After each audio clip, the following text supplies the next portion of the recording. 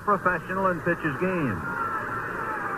1 ball and no strikes. Aaron waiting. The outfield deep and straight away. Fastball is a high drive into deep left center field. Buckner goes back to the fence. It is gone.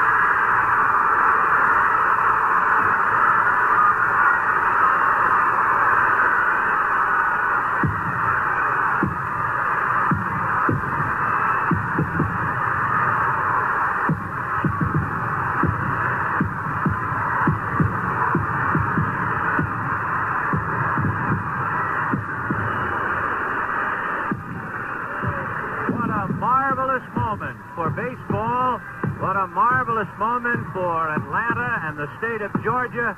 What a marvelous moment for the country and the world. A black man is getting a standing ovation in the Deep South for breaking a record of an all-time baseball idol. And it is a great moment for all of us, and particularly for Henry Aaron, who was met at home plate not only by every member of the Braves, but by his father and mother. He threw his arms around his father, and as he left the home plate area, his mother came running across the grass, threw her arms around his neck, kissed him for all she was.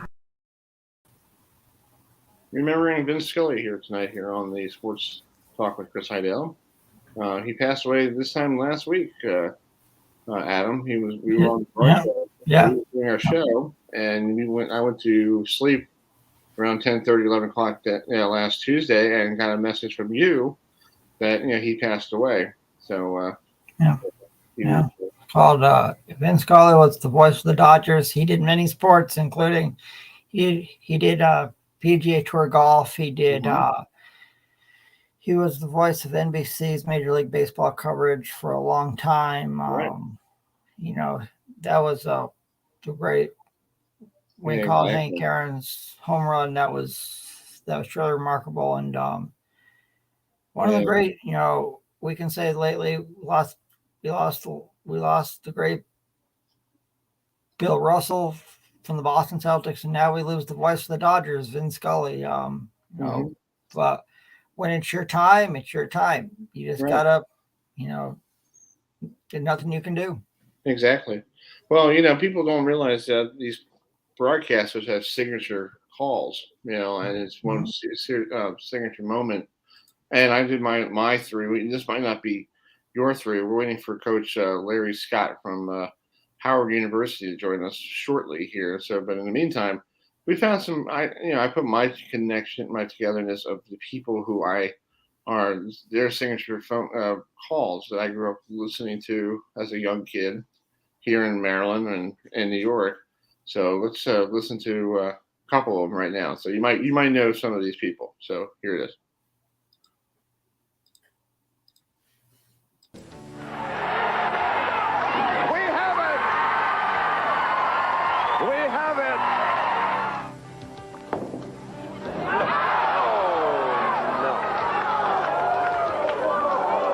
Pete Weber got up. Look at Pete. Oh, yes.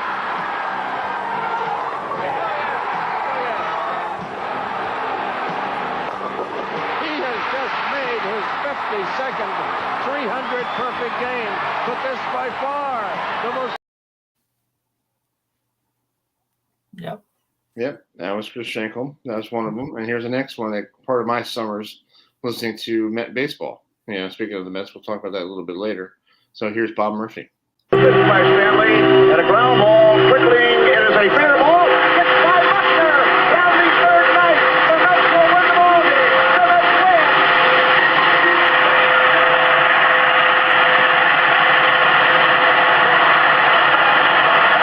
win. Yep. So good old Bob Murphy. And then there's another one. You probably remember this one. Get this guy. Real quick before we're waiting for Coach Larry Scott from Howard University to join us. Mel Allen. Oh, of course. Voice of This Week in Baseball. But he was the Yankees broadcaster for a very long time before he decided to do This Week in Baseball. So here it is. Here's a little clip from this is black and white. From Mel Allen. Remember, they have hit 5 home runs. Brosnan and Henry quickly go to work. Here's Mantle, flying to center twice and struck out. High outside, ball one. Maris might have been a little bit embarrassed. Mel, the scoreboard here in Crosley Field puts your average up there in lights, and it's his first base hit. In fact, when you're hitting about 199, it'll make a first ball hitter out of you. You want to see a 199 average in lights. Yeah, good old Mel Allen. So those people, I grew up watching as a kid, on ABC and This Week in Baseball. So it's a good thing to see. So Yes. yes, it is. So let's bring in Coach Scott here. Let me get Mel Allen off the telecast here. So hey, Coach, are you there? Coach Scott, are you there? Yes, I'm here. Can you guys hear me? Yes, Yes, sir. Yes, sir. How are you? Hold on just 1 second. Okay.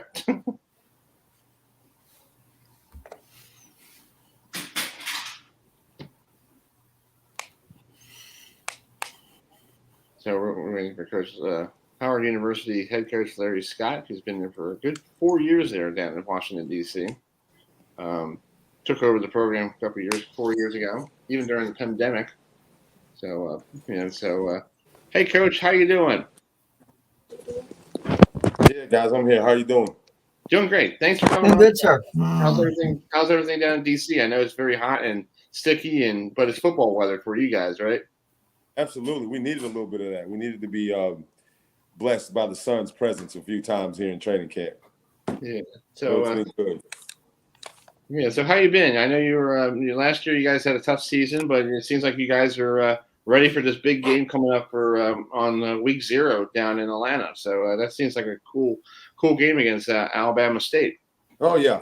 We've grown a lot, and since last year, with everything we had to overcome to even get to that point of playing last year was a big time learning curve for us and for our young men and for our program of coaches learning players, players learning coaches, and getting back into this whole thing. And now that we've, for the first time in the last 2 years, had a complete year off full cycle. I love where we are, and we're excited about the journey of getting ready for this game, and we'll be ready to play. Yeah. So talk a little bit about Alabama State. I know you're getting ready for yourself. You haven't really done any preparation for it because that's probably like next week. You guys probably had camp really early, like everybody else, like right after, July 31st. Yeah, we started right around there, the 30th, 31st. Yeah. So what have you been working on in practice? I know right now you guys are building the offense, putting the plays together, because I think you guys do every day, a little bit here, a little bit there, right? Yeah, it's been a culmination of offense, defense, our special teams, and building our kicking game too as well. And really, camp's all about fundamental technique and toughness. So basically, our installation of what we do in all 3 phases, and then really, honing in on our technique, our fundamentals, and the execution of our base offense, defense, and what we do in the kicking game. Yeah, Adam, you got a question? Yeah. Now, Coach, how cool is it going to be for your team to open your season on national television on ESPN against Alabama State in the MEAC SWAC Challenge in prime time? Yeah, it's a big deal for our program. That's probably the biggest stage Howard University's had an opportunity to play on, and to have that moment and to have that stage in an area too where football is really important. You go down to Atlanta and you got home of the Chick-fil-A Bowl, home of a lot of the games that kind of kick off the college football season, and to have our brand and to have our university represented in that game on that stage against Alabama State is one that when you were out on the recruiting trail, you were talking about, a year ago, and using that as a momentum to help in recruiting and to get young men to buy into what it is we're doing here and how we're going to do things. And having a stage like that to go play on is one that we're all looking forward to.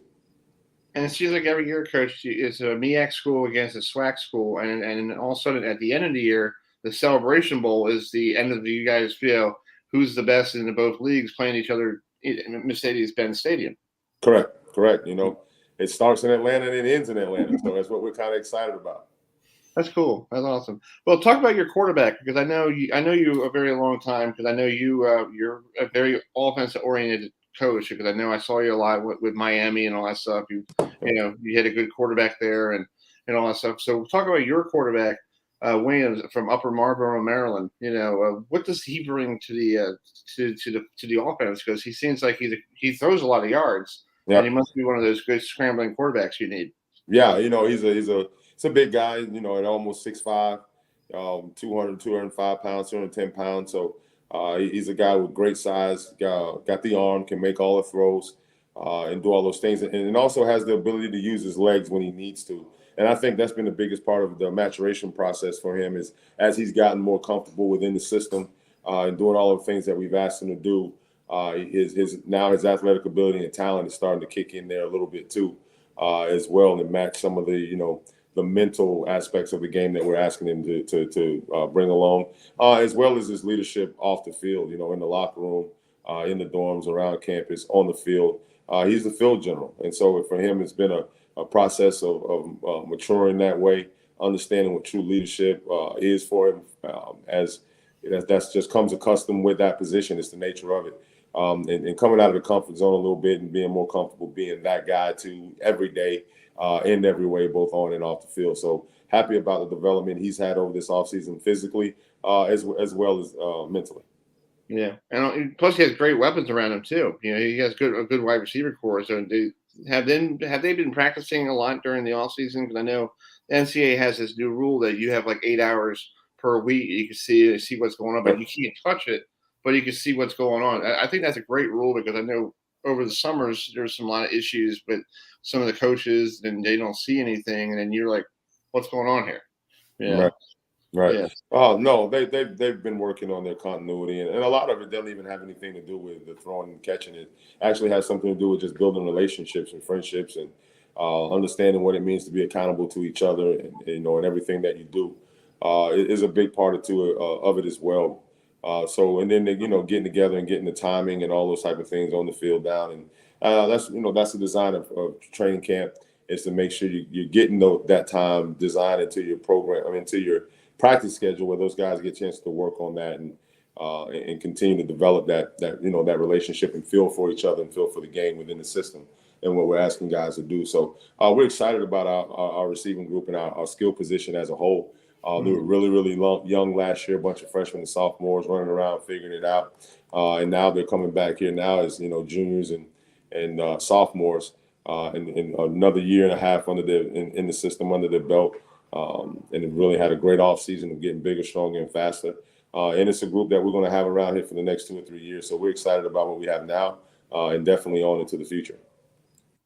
Adam, you got a question? Yeah, Go ahead. I was looking at your schedule, and you guys play Hampton, the battle of who's the real HU, and then you guys play Harvard, and a real good Ivy League school at Audi Field. So tell us what it's going to be like to play Harvard at a neutral site like Audi Field. I think that's an awesome game. It's an awesome game for a lot of reasons. I think for both, for the brand that both universities are, is the academic prowess that comes with both universities.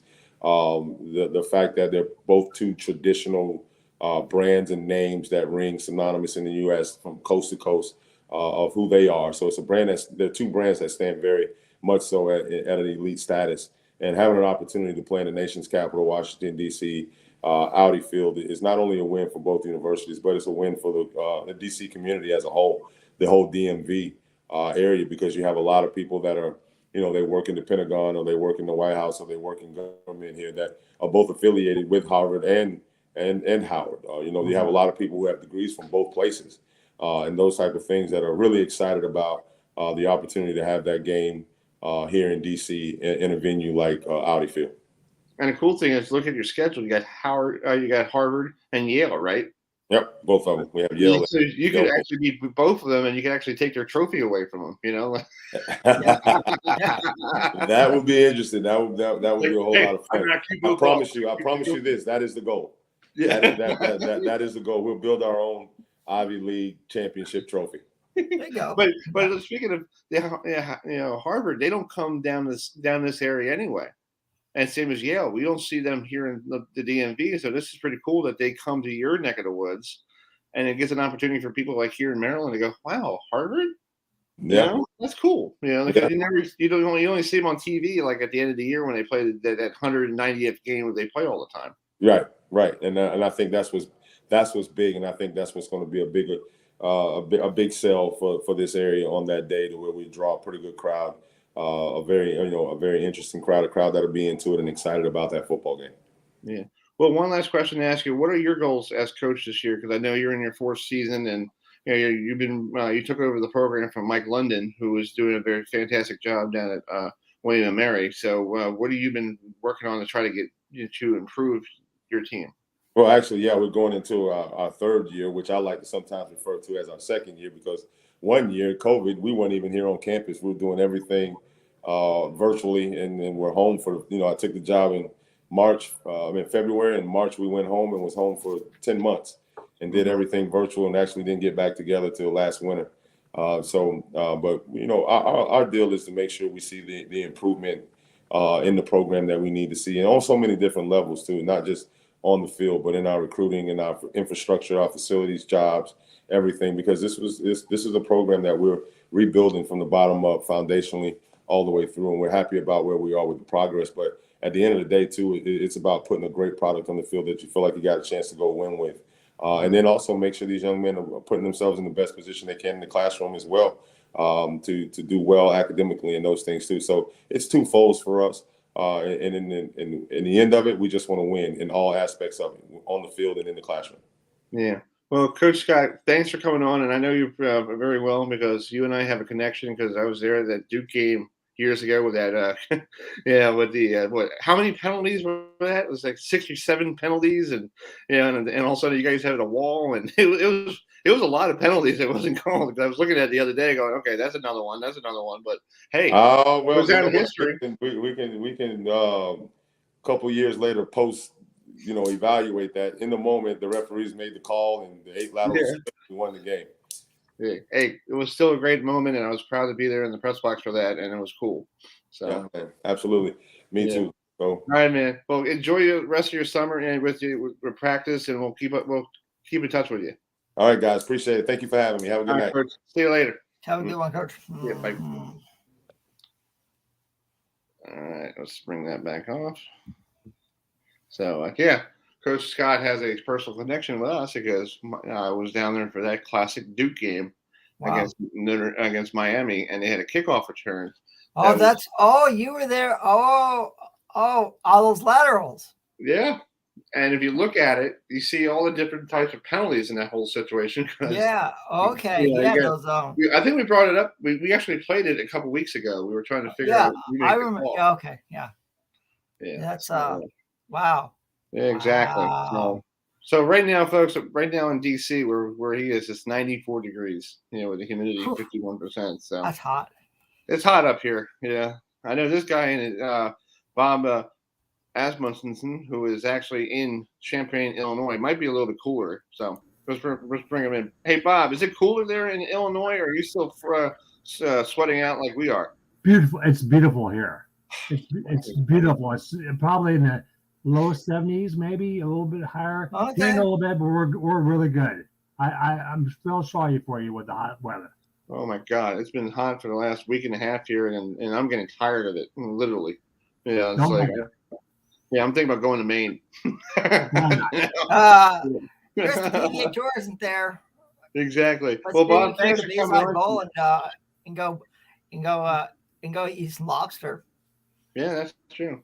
That's true. Well, Bob, thanks for coming on tonight. You guys are getting ready for that Week 0 matchup against a team that you never played before in Wyoming. So, what is Brett Beeman doing getting ready for this game?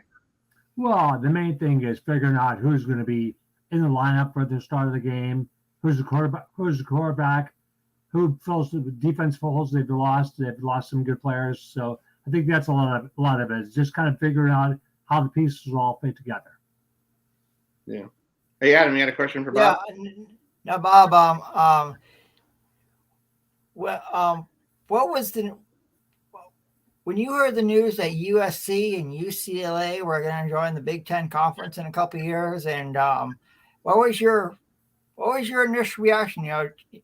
to have two teams in Southern California with so much, knowledge from the West Coast, coming over now to compete with the Big Ten Conference. It's going to be weird.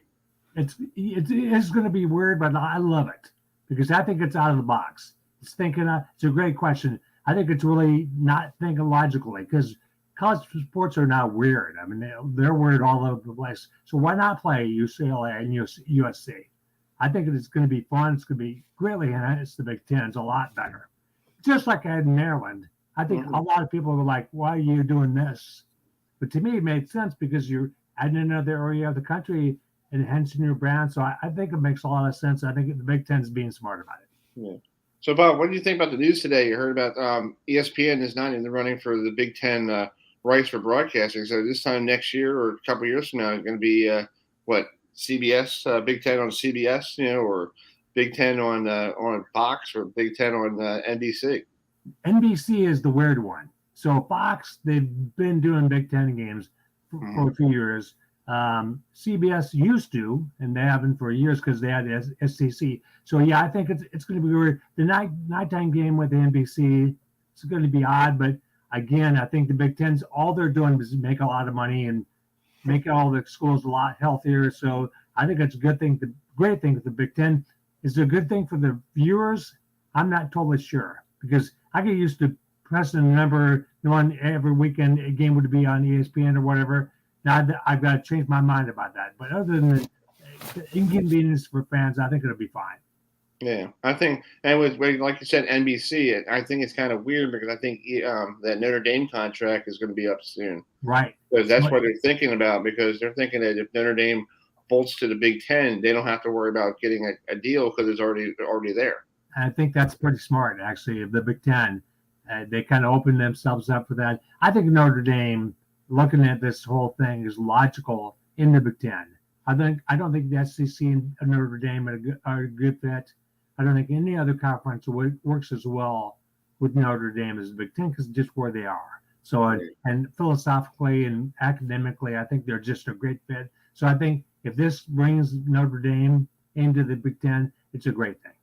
Yeah, like I was just down for the ACC kickoff a month ago, and Coach, the commissioner Phillips was doing the Texas two-step around it because everybody kept asking about, is Notre Dame going to join? Because you have Notre Dame for every other program except for football, and I feel like they tried it in 2020 with the pandemic. And I think the ACC enjoyed that, and they kind of didn't do a good. And with the change of commissioners, they didn't do a good job of holding that Notre Dame to that standard, because Notre Dame looked at them the next a year later, like January, like see ya, bye, thanks for helping me. Notre Dame, and I'm not being critical of them, they're going to do what's best for their school. Right. I've got nieces and nephews who went to school there. They're just going to do what's ever best for their interests. And that's how all schools are, just like Texas and Oklahoma. Mm-hmm. Not a lot of logic went into them joining the SEC, except it's great for them. So why wouldn't they do that? So I think Notre Dame is going to do what's best for them. But I do think the ACC might sort of missed a chance to add them. And I think that ship has sailed. I think Notre Dame is going to stay independent or come to the Big Ten. Right. Let's talk about the your team. You cover Illinois, the Fighting Illini. Are they going to get to a bowl game this year? I know they've been struggling the last couple of years. They got rid of the other coach, and Brent came in. The other one came in, and he's in this third year. Second year, yeah. They have not had a winning season in 10 years. That's a problem. So they've been to two bowls during that time, and they ended up losing both bowls. So it's been a struggle for a long time. I think the bottom line goal should be go to a bowl, whatever that takes. Whether it's get 6 wins, get 7 wins, whatever it takes. And they just haven't done that. People are optimistic here because they like the coach, they like the team, but there are some holes to fill.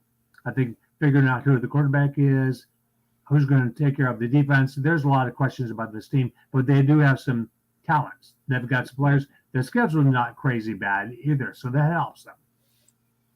Yeah, it seems like they have a decent schedule. Like last year, they opened up against Nebraska, and the same as this year, opening against a team they never played from, Wyoming, and then that big tough Big Ten schedule. And let me pull it up real quick. I think you probably have to play Michigan at home, right? That's actually in Ann Arbor. So that's Okay. been a while. Been a while since they've gone there.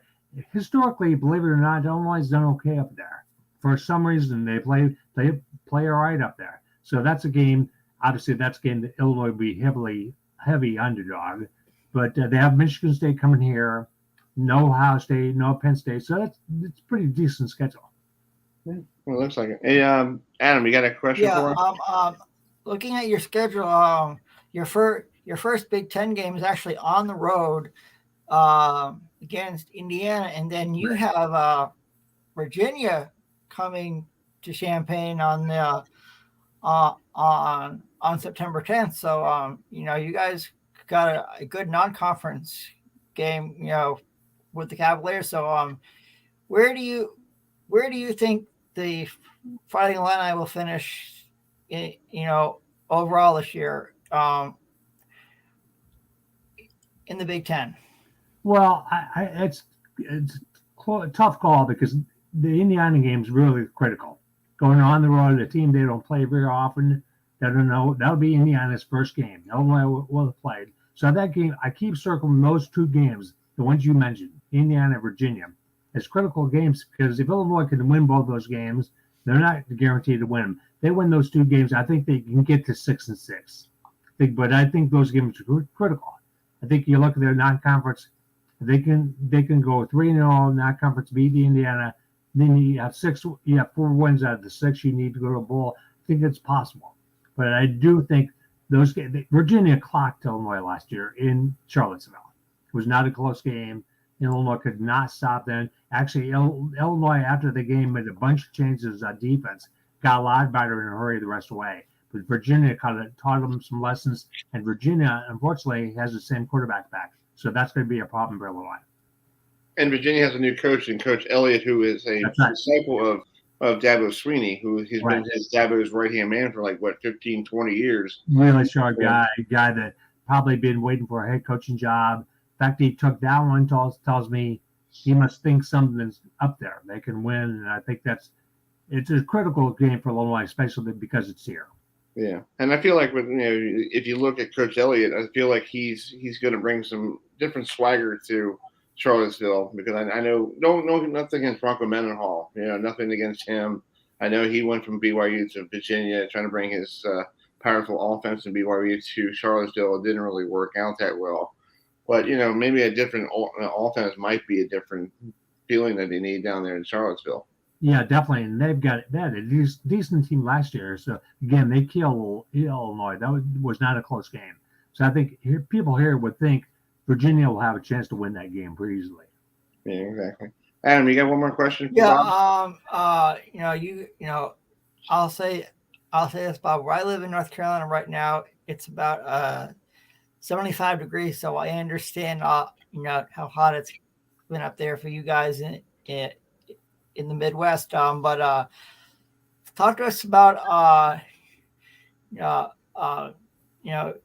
coach, Brent Bielema, used to coach at Wisconsin, so he's used to the Big Ten. So what's it like to have a coach who used to coach in the Big Ten, right, and have knowledge like he does? Yeah, he's a sharp guy. He's an Illinois kid actually from an Illinois high school. Went to Iowa, played at Iowa, coached at Iowa, and then moved on to Wisconsin, as you pointed out, and then made a change, and I'm not sure what he was thinking, but he tried Arkansas, and that was not a good fit. He was winning at Wisconsin in a big way. Went the Rose Bowl, won the Big Ten title, decided he wanted to try something else. Maybe that was get out of the shadow of Barry Alvarez. I don't know why he did that. Arkansas did not work, but he's got a third chance, which doesn't happen a lot in the Big Ten. Back in the Big Ten, a place he knows well, like you said.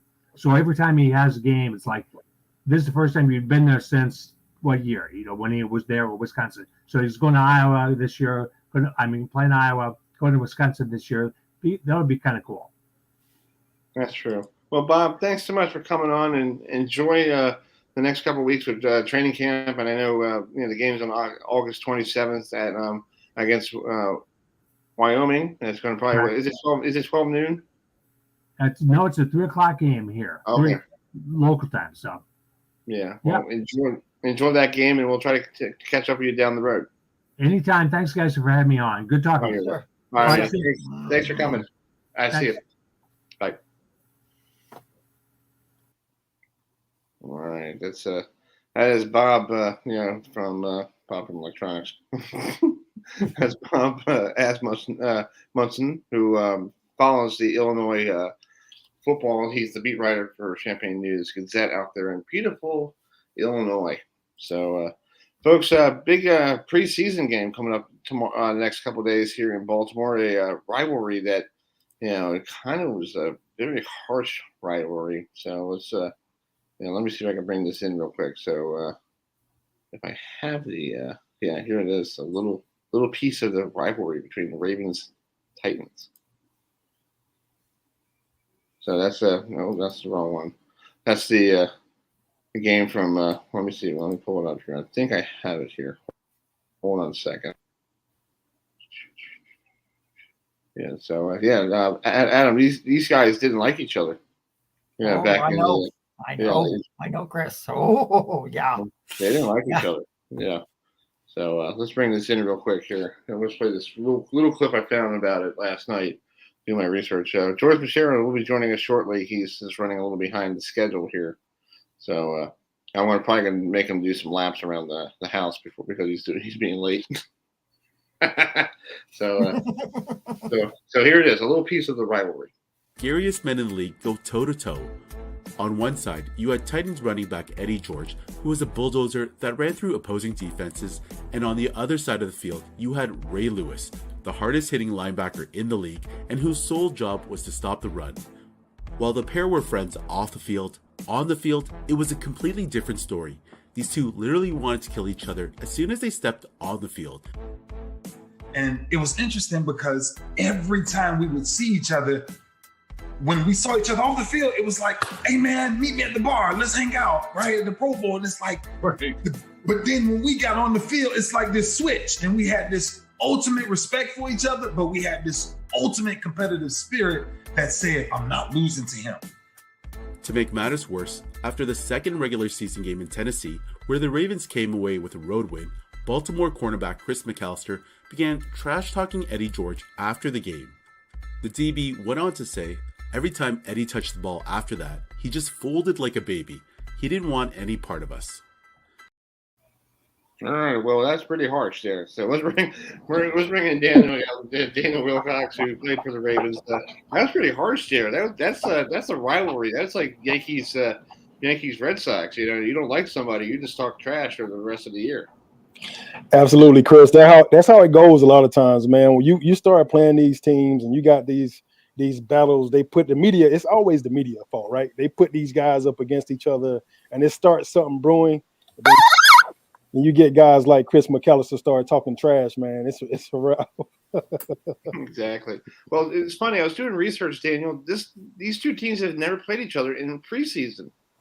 It's fascinating with all the games they played in regular season games. Mm-hmm. They never played a preseason game against each other. And I know tomorrow, Thursday night, you're not going to see Lamar Jackson. You're not going to see, on the other side, you're not going to see the bowling ball, and the good running back that the Tennessee Titans have, because of, you're trying to keep them healthy. But, what is a fan going to do when they come to M&T Bank Stadium on Thursday night, knowing that they're not going to see Lamar Jackson, they're not going to see, the starters, and they're going to see Hundley, they're going to see, other tight ends. How do you get people to come down to and watch a preseason game like that? Well, I mean, I think everybody's excited about seeing the new talent that the Ravens have to offer. Of course, you want to see who Tennessee have as well. But, I mean, Huntley is probably as good as any starting quarterback in the league. So, I mean, you're not going to miss out on much. I don't feel like there's much of a drop-off between him and Lamar Jackson, actually. They're almost exact same prototypes. If you take number 2 off his jersey, I think it's kind of hard to tell who's who on the field, So I think the fans will come out. The Ravens fans are different from anywhere else. They're going to be out there no matter what. It's not no fair weather thing in Baltimore. They're 100% going to be at every game. Even the preseason games are sold out in Baltimore. So I think it'll be exciting for the fans to just get out there, to get back into that football mode. People are going to get used to their new seats and stuff like that. And and think about what new beer they're going to buy for the season. Exactly. Well, Daniel, I guess who's back on the program? Georgia Sheriff. Yeah, I know you're a coach. So what? And he's late for the program. So what do you do with a late person that doesn't show up on the field right away? Do you give them laps? Do you get them? What do you do? No, the laps thing is usually when you like little league. You try to, you make them run until your coach gets tired. But the older you get, the more extensive it gets. You got alligator crawls. You got duck walks. You got to roll the field. Stuff like that. Stuff to make you throw up. You got to buy the team dinner. Yeah, that's a good point. In the NFL, if you late, you looking for somebody else to buy you dinner because you're gonna get kicked off the team. They're gonna cut you. Yeah. Well, Daniel, you had those times that people ask you to buy dinner. Did you say I'll buy dinner and then use somebody else's credit card? You know what? I got blessed, Chris. I went to the New York Jets as a rookie. I was an undrafted free agent, and I never got hazed. I never had to buy a meal. I wasn't usually only the guys that got to buy the meal are the high draft picks. Right. And then they run the build up to like 50, 60,000 and make them blow like a bunch of their money. But for undrafted guys, you don't get that. Most I had to do was like carry shoulder pads out to practice and helmets, maybe take the dummies in. And I might have got tied to a football pole once or twice, but that's about it. That's true. Well, George, go ahead. Go ask Daniel a question. Go ahead. So first of all, I come in, you guys are talking about Yankees and then we're talking rivalries. Right. I'm going to tell you, Chris, there's no better division for rivalries than the Bengals, the Browns, the Ravens, and the Steelers. Each team equally hates each other that much. Okay? Yeah. And to me, in the end, we all see them hug it out at the end of the game and all this other stuff. But Chris, that's why it's competitive. Right. You're not supposed to like the other guy across from you because that makes you soft. Yeah. That's football of old. Well, but you don't realize the AFC North or the AFC Central had Tennessee in there before they went to the South. Mm. Yeah, so it's kind of, but it still has that pedigree of like, oh, you're an old neighbor. How you doing? Right. I still don't like you. What's going on? In my experience, when I was in Baltimore, the Ravens it was like the best defense in the world, and they made it a point to hold every running back under 100 yards. No running back could get 100 yards on the Ravens. And Ray Lewis and company, Ed Reed, Suggs, all those guys, C-Mac, we had some of the toughest, hard-nosed DBs I've ever seen in the NFL. Like Chris McAllister, to me, is probably one of the best all-time DBs that never get credit. Probably because he was a savage outside the field as well, But Chris, to me, never gets enough props and credit for the type of player that he was, man. And to have Ed Reed, or Chris McAllister, or Ray Lewis, and company, Terrell Suggs, you had a guy on every level that was just all-world, all-pro, Hall of Fame type caliber type players. I think Chris McAllister was a Hall of Famer. Samari Rolle, same thing with Samari, man. But the Ravens would go into every game trying to stop those running backs from getting 100 yards. And Eddie George is the kind of running back that gets 100 yards every single game. Yeah. So no matter what, it was going to be a piss match every game. Right, exactly. And you practice against these guys, in training camp, and you must have went home going, "Oh my God, my shoulder hurts like heck." Jeez. I was a little different, Chris. So by the time I got to the Ravens, I had already been in New York, played against Sam Coward, Mo Lewis, Marvin Jones, some of the best big linebackers in the league. They had John Abraham, Sean Big Cat on the offensive, on the D-line. And then I left to go to Tampa with Derrick Brooks, Simeon Rice, Warren Sapp, John Lynch, so I just played against some dogs every single day in practice my first 3 or 4 years before I got to Baltimore. And then I get to Baltimore and I'm playing against your Ray Lewis's, your Ed Reeds, your Terrell Suggs, your Jared Johnsons, and it never stopped. Your Bart Scott. So I was always going against probably the most elite guys in the league every year. I mean, Brooks is already in the Hall of Fame. Warren Sapp is already in the Hall of Fame. Of course, Ray's in, Ed's in already. Suggs is next. So I mean, I played against some dogs from day one. Yeah, it's fascinating. And they're all from Miami, the Hurricanes. That defense was so good. And I had a chance to talk to Warren Sapp when he got inducted in the Hall of Fame, and he was telling me stories that like he looked at his phone number on his phone and it was like such and such number. He goes, "Who the hell's calling?" So he picked up and he goes, "Yo, what's up?" And he goes, and it was Michael Irvin. He goes, "Yo, dog, we're going to take care of you here. And he goes, that's what Miami is, brotherhood. It is. We take care of everybody. And I'm like, that's cool. Yeah. And I told him I'm a Florida State Seminole fan, and he almost wanted to kill me, but it's okay. Yeah. That's when he stopped the interview. Yeah. I can tell you this right now, Chris, man. Playing in Baltimore, I got a chance to play with Ed and Ray and Willis McGahee, and I played with Santana when I was with the Jets, Santana Moss. Just playing with those guys, I think I had Nate Webster too, and Warren Sapp in Tampa. But playing with those guys, they made me really envious of the University of Miami. Like, right. I mean, Ed Reed would have the license tag on his car. He would literally play in the games. The black wristbands that Ed used to play on his elbow, it was University of Miami wristbands. He would turn them inside out. So they all had like the U tattooed on them. I went to Appalachian State. I didn't want any of that stuff. I didn't even have a bumper sticker on my car at App State. We love Appalachian State, by the way. I love Appalachian too. Yeah. I do. Yeah. Now, Danielle, I'll say this. I live in the mountains of Western North Carolina, so I'll ask you the question. What was it like to play at Kid Brewer Stadium on the campus of Appalachian State University? It's not far from me, here. I know it's a couple hours north of up in beautiful Boone, North Carolina. Well, I tell you what, man, Boone was exactly what I needed at that time in my life. It wasn't a lot of distractions, just house parties and bars and stuff like that. But I wasn't a drinker. I wasn't a smoker. So I was never out in the world, like out around the town like that. So what I needed to do was be able to just focus on football, and Boone created that environment for me. But Boone fans are a lot like Baltimore fans. The only difference is Baltimore actually have a nightlife. Boone doesn't really have that nightlife. So everybody in the town comes to an App State football game. It's the best date in the whole freaking, northeast, I think northeast North Carolina. That's right. That's right, Daniel. Yeah, it's the best freaking date that you could take your girl to, up in the northeast part of North Carolina. So every single game, the town was shut down. Everybody in the town would be at the App State football game, which made for a great atmosphere. You had great students. The students could just walk to the game. It was really easy. Most of them stayed right outside the stadium. So, I think when I played, it was 15,000 students there. All 15,000 was at the game with their shirts off, with App State written across their shirt, with eye black on them. I mean, it was insane. You could go jump in the stands like Lumbo, like at Green Bay. Mm-hmm. And it was a great experience of playing football, man. And since you had such a rich history of winning, it kept you always in that situation where the game was going to be intense. And it was a bunch of rivalry games just like Baltimore. Baltimore to me is such a great situation that it feels like you're a part of a movie set. That's true. Yeah. Adam, you got a question? Not Adam. George, you got a question, right? Go ahead. Sorry. Go ahead.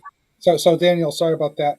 I kind of came in just with a comment. It was a good comment that we all expanded on. Mm-hmm. So being in the AFC North, what was your best rivalry game? In the AFC North, hands down, Pittsburgh. It's the game that, when I played, Cincinnati was okay. They had Chad Johnson and they had Husmanzada, and they was they played really well, but the defense wasn't scary. Cleveland was always had the number one pick on D-line. They had a whole D line full of number one picks. But for some reason, they just never put it together. Just never materialized. Yeah. Then they went through the staph infection thing where everybody was getting staph in Cleveland. But Pittsburgh was always solid every single year. Like, they never disappointed you. We've seen them twice every year. They was going to have the number one and number two defense in the league, top five every single year, just like us. And it was going to be a defensive battle. Nobody challenged us as much in the AFC as Pittsburgh did. And it was always some locker room literature to kind of get you pissed off for that game. And points are always important, right? Because your game differences in scores were single digits. These were never blowout games. These were games that, some of them came down to like a possible last play of a game. Absolutely. That game made you realize, like, Any Given Sunday, the movie with, Al Pacino? Mm-hmm. He said, "This is a game of inches. It's a game of inches." That game made you realize that quote was 100% accurate. It could be, you'll lose that game by literally 1 inch, or it'll be a tip. It'll be a ball that'll get intercepted off the tip of somebody's fingers, or, it was so crazy. Just that game, it was always intense. And then James Harrison, just playing against James. I call James Debo. from the movie Friday. He was Tiny Lester to me, man. He had a great D-boy impersonation too as well. But, just playing against those guys. James Farrier was my ex-teammate from the New York Jets. He was one of their star linebackers over there. We called him Potsy. But it's just, man, it was such a great experience, man, just playing against Pittsburgh week in and week out. Every single time, you knew it was going to come down to the wire, and you knew you couldn't make any mistake. It was going to be the team that was most polished that was going to win that game every single year. Yeah. Well, Daniel, I got a question to ask you. So this first preseason game, there's only 3 preseason games now. It used to be 4. Mm-hmm. So in your first preseason game of the season, what are you working on? I know you're probably not going to be playing the whole game, but you're going to, what are you as a tight end trying to get yourself ready for the season? Because I know a lot of these players now are not playing the first preseason game. And, I feel like they should play a snap, but my girlfriend was right. What if they get hurt and they're done for the year? I totally understand that. Yeah, I think as a early guy, early on when you first get in the league, your first 2-3 years, you're just trying to figure everything out. You're trying to figure out where you fit in. You're trying to impress the coaches. It's never enough time in preseason for you to do anything spectacular. You may get 1 or 2 passes per game, at tight end. So if you're not doing some spectacular stuff blocking, you may not get seen. So special teams was a huge opportunity for you to try to make some plays and show them that you belong. So preseason was just trying to make the team for me my first 3 or 4 years. Once I got to Baltimore, I was kind of established. I kind of knew where I was. I didn't even want to play a preseason game. I felt like it was a waste of time. Like, why am I still playing these? Like, you already know what I can do. I can play. I'm a starter on the team. I'm risking getting hurt every time I come out there. And we only play 1 series. Most of the time you play 1 series, 2 series, and we're done. So I was done usually before the first quarter was over with. And those 2 series sometimes are 3 and out. So you only played 6 plays. Right. So it's like I got dressed up to play 6 plays. I would have much rather just not risk getting hurt on those 6 plays at all and just wait for the season to start where I get a chance to play 65 plays that game and get a chance to really improve myself. And I think I really honestly believe, not even I believe this 100%. If you take that whole month of preseason for those older guys and let them just hit the weight room and continue to get bigger and stronger and not get so beat up during the preseason, I think they'll start the season a lot better. Most of those guys have been in the offense 2 or 3 years of defense. Our defense, Rex Ryan had never left. He was there forever. So those guys knew the defense like the back of their hand. What do they got to show you that they didn't already know? Right. Any wrinkles you put in, it's just 1 or 2 or 3 new plays that they haven't seen. So it's nothing crazy that they're missing out on. So I never really understood why we would go out and play preseason games once you was 4 or 5, 6 years into the league. Those younger guys, they got to show you that they can play and they can make the team. Why not give them that whole game to show you that they belong there? Right. The problem is with preseason is those young guys get a chance to beat out some of the older guys like myself. So guys that been around is kind of on that bubble, that 30 and up mark, the number 30 player and up. Those guys don't have a choice but to play just to try to hold on to their positions. Yeah, and we saw it last year with Dobbs going down in that final preseason game against the football team in Washington, and then he was done for the whole year, and now he's slowly getting himself back to form. I guess he might be ready for the Jet game on September 11th, but that took a whole season, and the Ravens had to use running back by committee. Yeah, I mean, anytime you lose your number 1 pick overall to a preseason game, it kind of makes you want to reevaluate everything that you're doing. The Ravens had a very unique year last year with so many injuries, man. I mean, every time you turned around, they was losing an offensive lineman, or they lost every single running back on the team. You lose your star quarterback, you lose all your DBs. Like, I mean, that never happens, man. So they had a very rare year last year. So to lose as much as they lost in the preseason in the running back room, I think is heartbreaking. And, that it's no way to prepare for that as a GM or as a player personnel guy. You never expect you to lose every single player in one position. Exactly. Well, Daniel, thank you so much for coming on tonight. We'll get you on the week after the Cardinal game, because I know that's a Sunday night football game on Fox. That's going to be very interesting. And that's the second preseason game. So you don't know, Lamar might play a series, or he might wait till Washington probably again. Nah, you won't see Lamar this preseason. If you see Lamar, I'll be absolutely shocked. If you want to see number 8, you got to go to Ravens practice field at Owens Mills. One winning drive. Exactly. Hey, real quick, Daniel, I got to tell you a story about Lamar Jackson. I met him back in college. We did a show down there at the ACC kickoff, and here comes this shy kid coming in, and his name was Lamar Jackson. Right. So he comes to our booth, to our little table, And I go, and my buddy Ewan was interviewing him, and I have the picture. I'll send it to you. And he's so quiet. He's wearing his gold chain, his cross, and all that stuff. He goes, "Yeah, I'm doing really great. I want to play football, and and I want to be like." And he was very quiet, Yeah. So he wins the Heisman that year, and next year he's the talker of the ACC kickoff. I looked at him like, "What are you now? You just yap now? You just keep talking more?" And he's like, "Yeah, when you win the champion, win the Heisman, you just keep yapping." And I'm like, "Really? Okay." But he was cool to talk to me because he knows me. Yeah. And then I saw him at the end of the year. I said, "So you're going pro, right?" And he's like, "I can't tell you." I was like, "You can tell me. I'm not ESPN, okay? I'm not going to sit there and go, Nice try, Chris. I know. I was trying to get an inside tip, but it's funny. He does the bowl game, and then 2 days later, he's off to the NFL. I'm like, "Oh, okay, nice try." Yeah. People don't realize how young Lamar is. I feel like he get more haters than anybody I've ever seen in my life, man. But I mean, people don't realize how young of a. I mean, he literally came out of high school early because he was super smart, did well, ended up in ACC school, or what is Louisville? Louisville ACC? Yeah, Louisville. Yeah, it's ACC. Yeah, ACC, and he's only there for 3 years. Yeah. So that means he come out of Louisville almost 2 years earlier than most kids. Right. So I mean, 3 years earlier if you think about it. So he's still one of the youngest quarterbacks in the NFL today. Yeah. If not, if he's not number one, he's number 2. Yeah. Hey, wait a minute. He's still scoring my Seminoles. It's still 71 to whatever. He put a lot of points against the Knowles that year. He's still scoring. Yes, I'm sorry, man. Florida State ain't been good in a long time. Oh my God, it's been terrible. Because since Jimbo left, or that year that Jimbo decided to pack up the Christmas tree and go to Texas A&M. Jameis Winston was our last hope, if I remember correctly, right? Yeah. Yeah, and truthfully, if you want to look at it, that's a different story for another day. I'll talk to you off the phone, on the phone about that. But I think he shouldn't be around.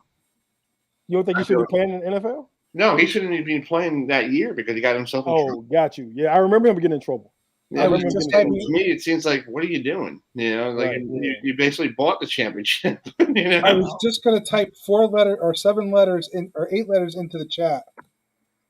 Okay. Baltimore. Hey,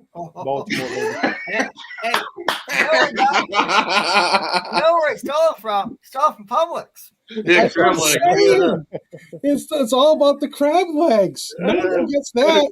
Hey, I got to take this offense real quick. He didn't know that Publix decided to cancel that thing, and nobody told him.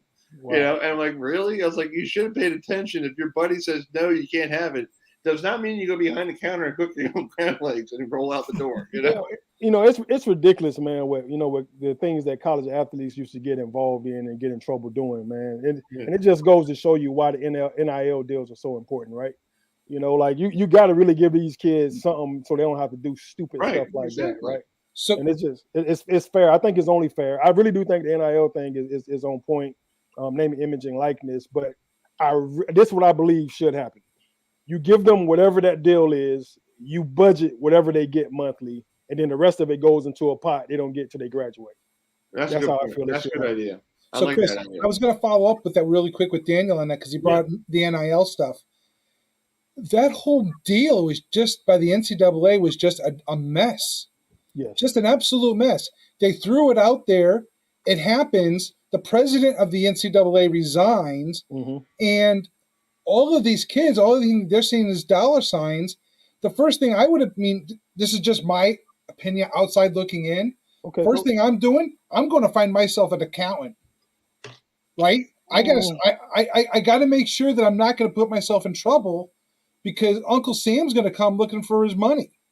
And I don't want to see I don't want to see any player, any sport get in trouble because they didn't allocate for the IRS. Right. That's why I wholeheartedly believe you budget the kids. You give them $2,000 a month, $2,000-$3,000 a month as a college student is more than enough. So if they get millions, they put the rest of that into a pot. So that money can accrue and grow interest for those guys, and then they still can use that money to pay off whatever taxes they have for the money that they actually spend. So I would never tell a kid to get an accountant. The accountants are the ones that usually rip these kids off. Even in NFL, we all experience the best. Even Terrell Owens got hit by, you know what I'm saying? So it's like you don't have time to watch your money like that. To put it in somebody else's. That's a guy like me on the outside thinking in that direction, not knowing that there's characters out there giving you guys, the bad business. Right. And that's just not acceptable. Right. I think it should be put in some kind of trust that they can't touch until they graduate from college. And I don't want to put a stipulation on that they have to graduate, because a lot of guys will actually, leave like I did. I ended up leaving school in my last 4 classes to go take my shot at the NFL. And I made it and almost played 10 years, so I wouldn't be able to get my money now until 10 years later if it had to be a graduation stipulation on it. Yep. So if you take that stipulation off and just say, hey, we're going to put it in the pot until you're out of school, period. Right. Once you're out of school, then when you get ready to chance to start your life with your wife that you met in college and you're getting married, you have this pot of money that you've earned. Sure. And now you got access to that money to pay off whatever taxes is owed and to pay for your new wedding or your new home or whatever it is that you want to move into to start your family the right way. Exactly. Well, Daniel, thank you so much for coming on tonight, and enjoy the rest of your week. And, take care of that son of yours. I know he's playing a lot of sports. So he's in the background right now. One of them in the background right now getting a haircut. You see him? Oh, okay. Nice. Yeah. Nice. I was going to say, I knew someone was getting a haircut. Yeah, I was like, somebody's in the barbershop. That's the other one right there that you was talking about. They're playing all the games over there on his phone. That's I see that. Yeah. When he's not playing, he's on his phone. Say hey, Tristan. Hey, man. How you doing? And then that guy back there in the black hat, that's the best barber in town. That's one of my best friends, been around forever, Dean Lewis. Hey, Dean. Yeah. Hey. They said hi, Dean. Come down. Get a haircut. Yeah. Absolutely. All right, sir. Thank you so much. Okay, guys. No doubt. Thank you guys for having me again. I'll see you guys after the, what did you say, Cardinals game? Yeah, after the Cardinal game. Yeah. I'll see you guys then. Excellent. All right, see you. All right. Bye-bye. It's always good to have Daniel Wilcox on our program. That's a great interview. See, that's why we have to make it 20 minutes with him, 25 minutes. That's good stuff. Yeah, that was good stuff. Yeah. Yeah, and he enjoyed it. He enjoyed talking about all this different stuff. And I feel like, and if this works out, hopefully we have him for the whole rest of the season. And that'd be great. Yeah, that'd be cool. That'd be cool. Hopefully we get more people. He brought up something, and I didn't mean to hit a rough spot with him because I didn't know, right? Yeah. People can't trust people. No, they can't. True. I talked to you about something earlier, right? Right. Other stuff goes on. You talk to folks in confidence, or you trust somebody with what's going on, and next thing you know, someone's setting an offshore account, and then you're being audited, and you're like, well, "What are you talking about? I didn't do that." You're like, "What are you talking about?" Jesus. Yeah, I know. I hate when people, that's why, you got to tell those people that, loose. What's that saying? Loose lips sink ships. Loose lips sink ships. Yeah, tell them that, put the cork in it. Stop being the, what's that other word? Like basically stop talking. Just shut up. Pretty much. Yep. Yeah. So how you been there, George? I know you were running a little behind. So everything okay? We'll talk off camera. Okay. Okay. Just stuff. Nothing. It's something we'll figure things out. It's just typical day to day. Didn't see this. Didn't see it coming. Blindsided. Yeah.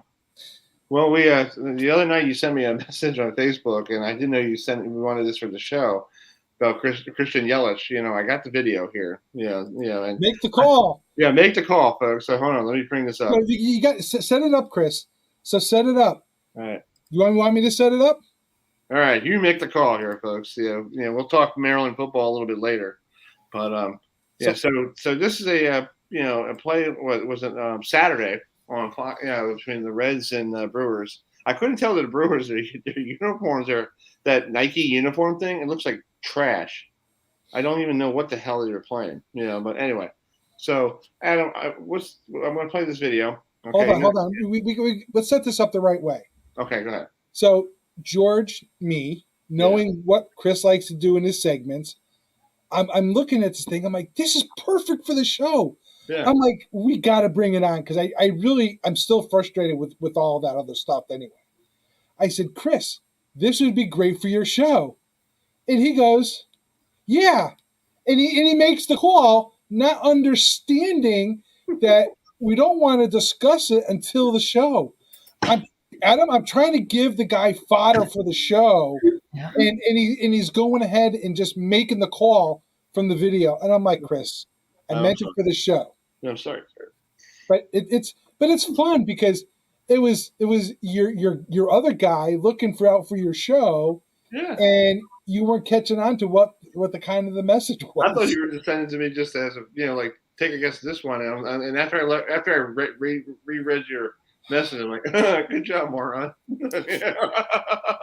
So anyway, here's the video.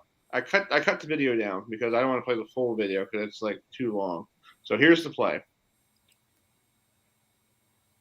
All right. Is he safe or out? I think I think he's safe. He should be. Yeah. Because the guy didn't even hit him. Watch. He got underneath the tag. He's under the tag. He's safe. He's safe. He's safe. That is safe by a couple feet. But that goes to the old phantom call. As long as you're in the ballpark of where the tag's supposed to be. And the umpire shouldn't be the one making the call because his back is to the whole entire play. Yes. Right. That should be the call of the home plate umpire. Yes. Because he's the one that it's happening in front of. And guys, come on. Video, upon further review, okay? If you can't get it right through the video, there's a problem. Oh, but by the way, Major League Baseball is going to go with automated umpires next year. I know. Can you see like who's one of those players that always gets ejected? Now it's not Pete Rose, not like Lou Piniella or anything, but I'm waiting for Billy Martin to come back from the grave and get thrown out by the automated umpire. or Weaver, get out of here. Billy Martin from the Yankees. Yeah. Well, Kicking dirt. What are you going to do? Know what they're going to do? They're going to come out and pour water on top of it. If there's no more sand, they're going to short circuit it. Jeez. So, well, did you see the preseason poll come out, George? What did you think about the coaches poll? Let's pull it up here.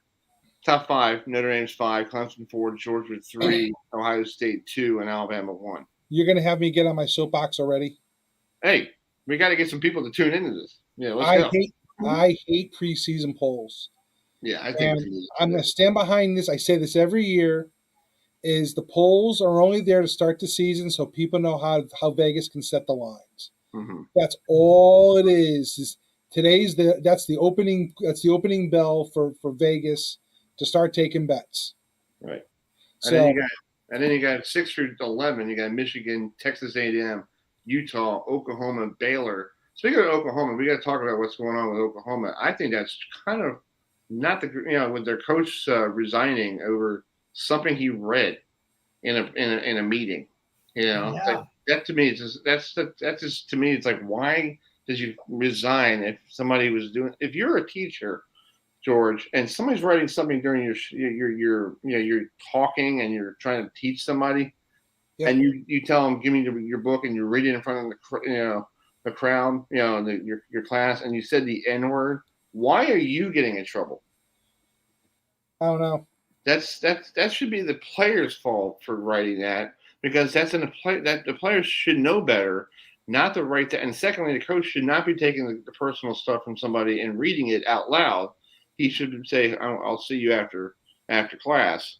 This is where the stuff doesn't make sense. I heard that this morning. I went to work around 5:30, 6 o'clock, and I heard about it. I'm like, what? I was like, so you could actually get fired for reading somebody else's stuff. And Brent Bill, Dabo Sweeney's old defensive coordinator, said like, we hold higher standards here at Oklahoma. He didn't do anything. He just read somebody's stuff. Because he was trying to make a point. I'm trying to teach something here. Oh, yeah, I don't know. There's too much, Chris. Right. Exactly. There's got to come a point where then it's got to stop. Right. I agree. I don't know. I don't want to go too far because I know that's a different story for a different day. We're not ESPN for that, but I just wanted to bring that up real quick because to me that's like me at work saying something that somebody did something and repeated it and get fired because somebody said it and I'm repeating it. Yeah. Well, that's another story. Oregon number 12, North Carolina State 13, Michigan State, USC, who was in the Big Ten in a couple of years, and then Pittsburgh is 16. And then I don't believe in this one down here. Miami 17, Texas 18, Wake Forest 19, Wisconsin 20, Kentucky 21. And then you finish out the top 25 with Cincinnati. I'm sorry, Cincinnati should be a little bit more up on the poll because they were very good last. Yes, they played against an Alabama squad in the Cotton Bowl. Yes, and they got manhandled, but they were undefeated. Yeah, that's right, Chris. Yeah. I don't know. I guess I'm looking at the coaches poll. Yeah. Georgia Bulldogs coming off a national championship of 3. Yeah. So see, this is all subjective, Chris. You should be the number 1 team until you're knocked off the top. Right. Thank you, George. Thank you. And this and just a little more detail, Chris. This is where the college football playoff committee needs to be involved from week 1. You get rid of the USA Today poll. You get rid of all you get rid of the Agway poll, okay? Yeah. And you deal with the college football playoffs. It should be a 12-week committee, and they are in control of the rankings. Right. Plain and simple. Exactly. If they're good enough to rank starting in November, they're good enough to rank from week 1. Right. Exactly. Maybe we can get somebody from the college football playoff on there, but they're too tough to get a hold of. But anyway. It's just crazy, Chris. Yeah. It's an opinion. Yeah. It should say the coach's opinion poll. Right. That's all it is. I'll agree with that, George. Exactly. So let's bring in the head coach of Frostburg University, a local school here, because we try here on the program to give love to some of the local programs besides Maryland and Navy and Cotton and Morgan and all that stuff. Frostburg University, we have Coach Eric Wagner going to join us. How you guys doing tonight? Doing great. Thanks for coming on. I hope I said your last name right. Did I say it perfectly? Yep. Okay, cool. Said it perfectly fine. Yeah. So how's life in Frostburg? You guys doing okay out there? Hey, we're doing great. We're enjoying the beautiful weather right now. It has been like 80, 85 degrees every day. I feel like I lied to some people. We filled out our staff earlier this spring. I said, guys, you're going to love fall camp here. You wake up in the morning, it's 60 degrees, cool and crisp, and it's been 70-some, 75, 80 degrees at practice and humid. But no, it's been great. We got football going. It's the best time of year. Summer's fun. You get out, you see camps, you get to see the recruits and stuff like that. But there's just nothing like camp in August. Exactly. So let's talk about you guys have a game on September 1st against American International. That's a Thursday night game. So everybody's playing Thursday night football on September 1st, but nobody knew about Frostburg playing September 1st. Yeah. So let's talk about that game coming up because everybody's talking about the backyard brawl up in Pittsburgh, and you got to go through Frostburg to get up that way. That you do. We're excited about having a home opener. Last year we opened on the road on a Thursday night, but having the home opener at our place is a great opportunity. That'll be the first week of classes back, so students will be back on campus. We think it's a great opportunity to get the community out, the students out, and players, families, and everything along those lines, and just Frostburg fans in general. Our players, the night thing is an easy thing to sell in college football. When the guys are coming from high school and, we're going to play 11 games and 9 of them are going to be, a 1 or a 2 o'clock kickoff during the day. And we got 2 of them at night. It's really easy to get those guys, jacked up and ready to go for a night game. So, and like I said, the home opener portion of it just adds a little bit more to it. So we're excited, but obviously we're not trying to rush to get there. We still got a lot of football practice to get in between now and then. Yeah. Well, I saw the forecast right now, 79 degrees. That's a lot better than what we're over here in Baltimore. It's like freaking 94, 95, and I'm tired of the heat. Yeah. I'm tired of it. Yeah. For sure. It's definitely not as bad as there, but for up here on the mountain, it's a little warmer than usual. Yeah, that's true. George, you got a question for Coach Eric? So, Coach, you got to be happy that you're talking football, and everyone else is kind of taking the back seat right now. College football is all coming to the forefront. What are you most excited for the season? Just the opportunity to go out, compete, play football.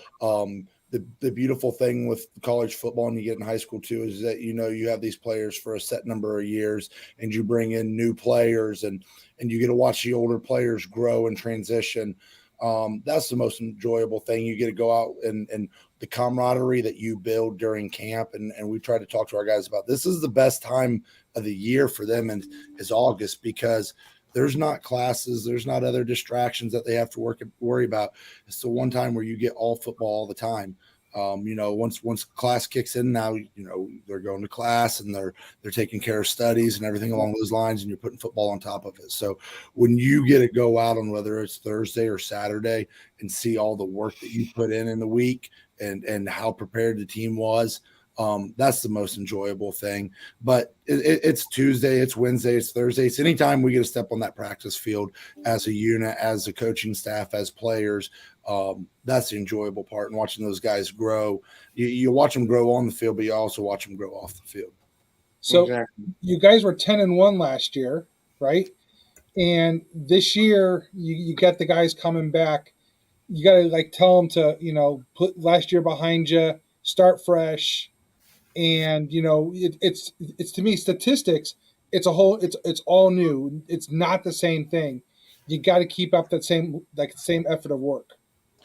Very much so. That's been the biggest thing, is telling those guys that, guys that were on the team last year, we're not going to take anything away from what you've done. That's etched in a book, your record and being MEC co-conference champions, that can't be taken away from you.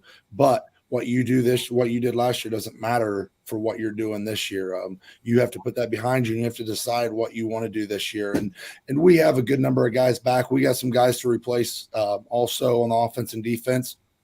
So we're trying to talk to some younger guys that maybe didn't have quite as big as role as they would have liked last year. And you're bringing the older returners back and letting them know, hey, 2021 was great. That doesn't matter anymore. You got to worry about 2022 and what's in front of us. And Jen, you're also trying to bring these guys in that maybe didn't play a lot last year, or they were in a reserve role, and now we're looking at them to be in a big time role, and let them know, hey, this is your time that you have to step up. You have to prove something. There's not, there's not that senior in front of you. There's not that fifth year guy in front of you. It's your chance to go out and seize it and kind of push everybody there. So, there's some spots to fill in, obviously, but we still got a great amount of leadership that, we're returning from last year too. Yeah. So, Coach, how difficult is it for you to recruit? Because I know in the state of Maryland, everybody wants to go to the big school in College Park, or they want to go to Towson University down the street where I am. How do you sell Frostburg University, knowing that, yes, you're in the middle of the mountains. Yes, it's going to get cold, really quickly than anybody else. How you sell it to a high school kid saying, hey, come here for a great education. Yes, the weather's going to change, real quick around here, but you're going to play great football, great league, because nobody knows about this league that you're in. It seems like a very good talent. Very much so. And the recruiting, kids do want to go to College Park, and you run into that. Kids want to go to Towson, and we're different levels than them. We identify in the spring who we think are the kids that we should be going after, and we work with those, and we recruit the whole state of Maryland. We try to dip up in Pennsylvania, over into West Virginia, surrounding us, and down to Northern Virginia. So our idea is a 3-hour to 4-hour radius from Frostburg is the kids that we're looking at, because they know the area. They've got a great chance of being a little bit more familiar with it. The transition to Division II's obviously helped, brings a little bit of notoriety. I think it's, people not knowing about in the Mountain East Conference is something that's going to pick up just a little bit more steam here and there. I think a part of it is nobody knew about it because there's never been any team in Maryland in the Mountain East Conference. So, just being in it only for a few years now, we hope that's going to pick up steam with it. But the recruiting pitches, you get an opportunity because, around Frostburg, you have your high schools, and you're going to pluck a few kids from there and everything. But if we're going towards DC, Baltimore area, Anne Arundel, if we're going towards that area, guys, take 4 years and do something different. You've lived here your entire life, and guess what? When you're done with college, you can move back and live your entire life too. Or, when you're done with college, you can move to Texas, you can move to Florida, you can move to Colorado or anywhere else you want to. But you've been around this your whole life. Do something different. Go, move out here. And I think, the weather portion of it we're up mountain, but I think it gets blown up a little bit. The summers as beautiful as you're going to get. You guys, hey, when you guys are sitting out there and it's 98 degrees and, 90% humidity and it's terrible and muggy, I'm joking that we've been hot at camp because it's 84 degrees or 85 degrees out there. And we're about to get spoiled some mornings with some 60-degree weather. It's absolutely beautiful. The fall is beautiful. And you run into the snow and everything like that. But most of these guys, football players, they're outside guys. They love doing stuff outside. You're not going to find a better area to find stuff to do outside than Frostburg and Frostburg State. And we sell them on the education portion of it too, the university. I think it's pretty neat, if kids get a chance to go, big time football, travel wherever they want and play, whether it's Oklahoma or USC or Notre Dame or Miami, or they're playing at Maryland or Penn State. Right. That's awesome. But, if not, hey, we're talking to guys, we're within a 3-hour radius. Do you want your parents to watch you? Do you want your grandparents to come up and watch you? You want your high school friends to be able to come out and watch you play football for the next 4 years? I couldn't imagine going to play football, knowing no one in my family could ever come watch me play football. So we're still in just that sweet spot where, talk to guys about, you can come out here, you can be in a great community, a great area, you get outstanding education, you get a focus on your classes, you get a focus on football, and you get that opportunity to, just make yourself and kind of come out here and jump into something that program's been going in the right direction for a while now, but now we're making this transition to Division II. You also can sell them a little bit on, hey, we're looking to make this name, and you're part of that building process. Hey, Adam, you got a question for Eric? Eric? Yeah, I was looking at your schedule, and I saw on October 20th you're playing Fairmont State, and that game is actually going to be broadcast on the Mid-Atlantic Sports Network.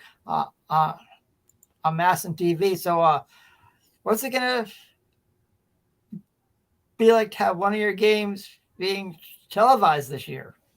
It's exciting. You want to talk? That's a very good recruiting point for us too. That we're able to, talk with recruits. Obviously, being a Thursday night, that cuts back into our on-campus recruiting for a game. But it's a pretty cool when you can send out to your recruits and say, "Hey, I know you guys got pregame and everything, and you're getting ready for your Friday game. Hey, when you get home and you're just sitting down and not doing anything, hey, flip on Mazin and you get a chance to watch Frostburg State. We're going to be on TV." It's great. It's exciting for the players. Like I talked about earlier, getting guys excited for a night game is something that they're already pumped and ready to go. So it's something that I don't even know if the players know or anything. We haven't mentioned anything as a coaching staff, and we don't plan on mentioning anything till we get to the week that game's going. But obviously, we know when the schedule comes out, and we're looped in on a lot of the things. But it's exciting. It's a great sell point. We're actually last year's last game of the year against West Liberty was moved up from a Saturday to a Thursday night, so they were able to broadcast it on Mazin. So we've been able to, from my understanding, get great viewer turnout, and it's been something that's been a great partnership between Frostburg State, and it's a great opportunity for us just to get the athletic brand and the university out there to reach people. And like I said, hey, wherever you live, you want to do something different for 4 years. You want to go, be at a university, great education, great athletics. Just allows us to get that Frostburg State name and brand out there. Exactly. Well, Coach Eric, thank you so much for coming on tonight, and keep up the good work out there in Frostburg, and hope you guys continue winning, and we'll try to get you on middle of the season and see how you guys are doing. All right, appreciate it, guys. Anytime, let me know. I'll talk football, talk sports. So anything you want to bring me on for, let me know. I'll be here all the time. Okay. All right. Cool. All right. Thanks, sir. Right. Thanks for coming on. You guys have a great evening. You too. See you. Thank you. Bye. All right. That's Coach Eric Wagner of Frostburg University out there in Frostburg, Maryland. So, did you see who's on the schedule? Huh? Did you see who's on the schedule? Yeah. Yeah. Notre Dame College. Yes, Notre Dame. Yeah, let me look at it. Yeah, Notre Dame College in Ohio. What was that? what is that? The Fighting? What the hell is that mascot? I don't know. Yeah. Anyway, so speaking of Notre Dame, you had a chance, George. You had a chance to go to South Bend last Saturday. Yep. You fired up that car that hasn't been there in a while. Did your car automatically go to the right place?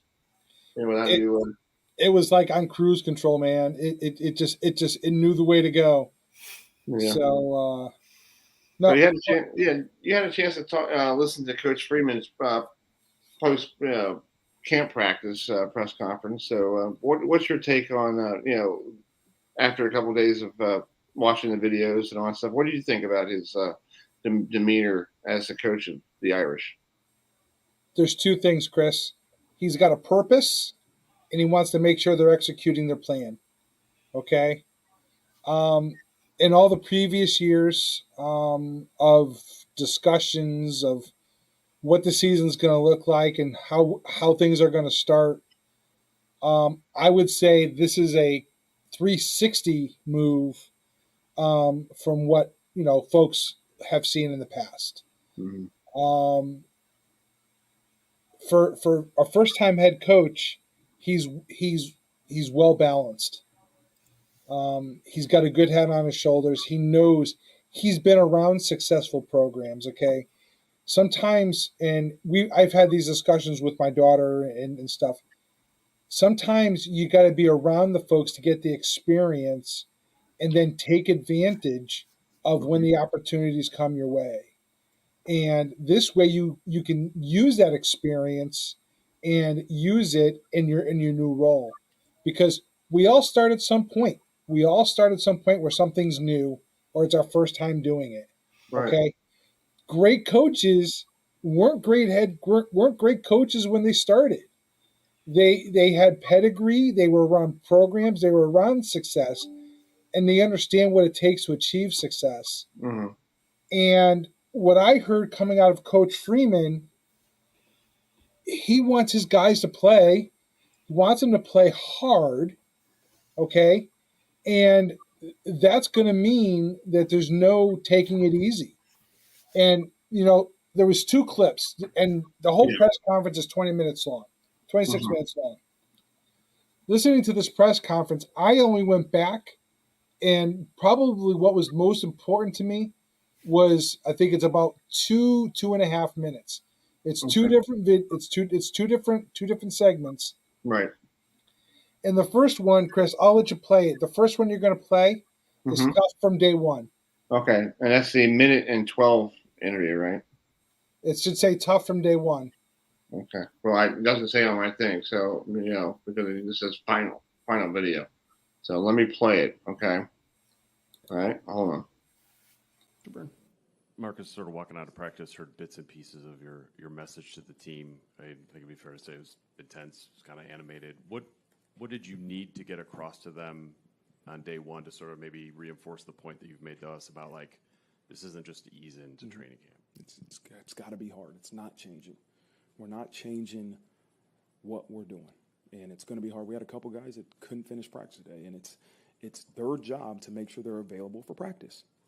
It's the trainer's job to make sure they protect the player, And so I was trying to send a message to those players that, hey, whatever you have to do to make sure you're available for practice. We had a couple guys go out because of heat, and whatever you have to do to make sure you're available, we have to do it, because we're not changing. Because I believe in what we've kind of scheduled out through this fall camp. I believe this is what we need to be prepared to go. And we're not going to change. We'll always look at and review and debrief and say, is there anything we can do to enhance? But the length of practice, the effort, the way we're going to challenge our players, that's not going to change. And so if they're looking for us to pull back, it's not going to happen. So that was actually the second one, and that's okay. Sorry. There's a 50-50 chance. So it's very interesting. I've never heard, right, in the years, and I'll say his name, in the years of Brian Kelly, okay? Yeah. Mm-hmm. I've not heard the first day of camp saying it's got to be hard, we are not changing, and we had a couple guys who could not finish practice today, okay? That builds character, okay? And it's methodical. It's done with purpose. Mm-hmm. And if you're going to beat the best, you got to practice like the best. And if you don't take that approach from day one, okay, you think things are just going to come to you and they're going to be givens. Right. You have to go out and earn it. And I think there was a hidden message in there. You got to go out and earn it. Okay. Right. Clemson hasn't won their national championships because they didn't earn it. Clemson hasn't earned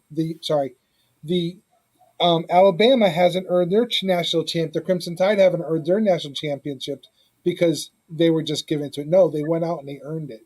Right. If it's not hard from day one, you can't make it work.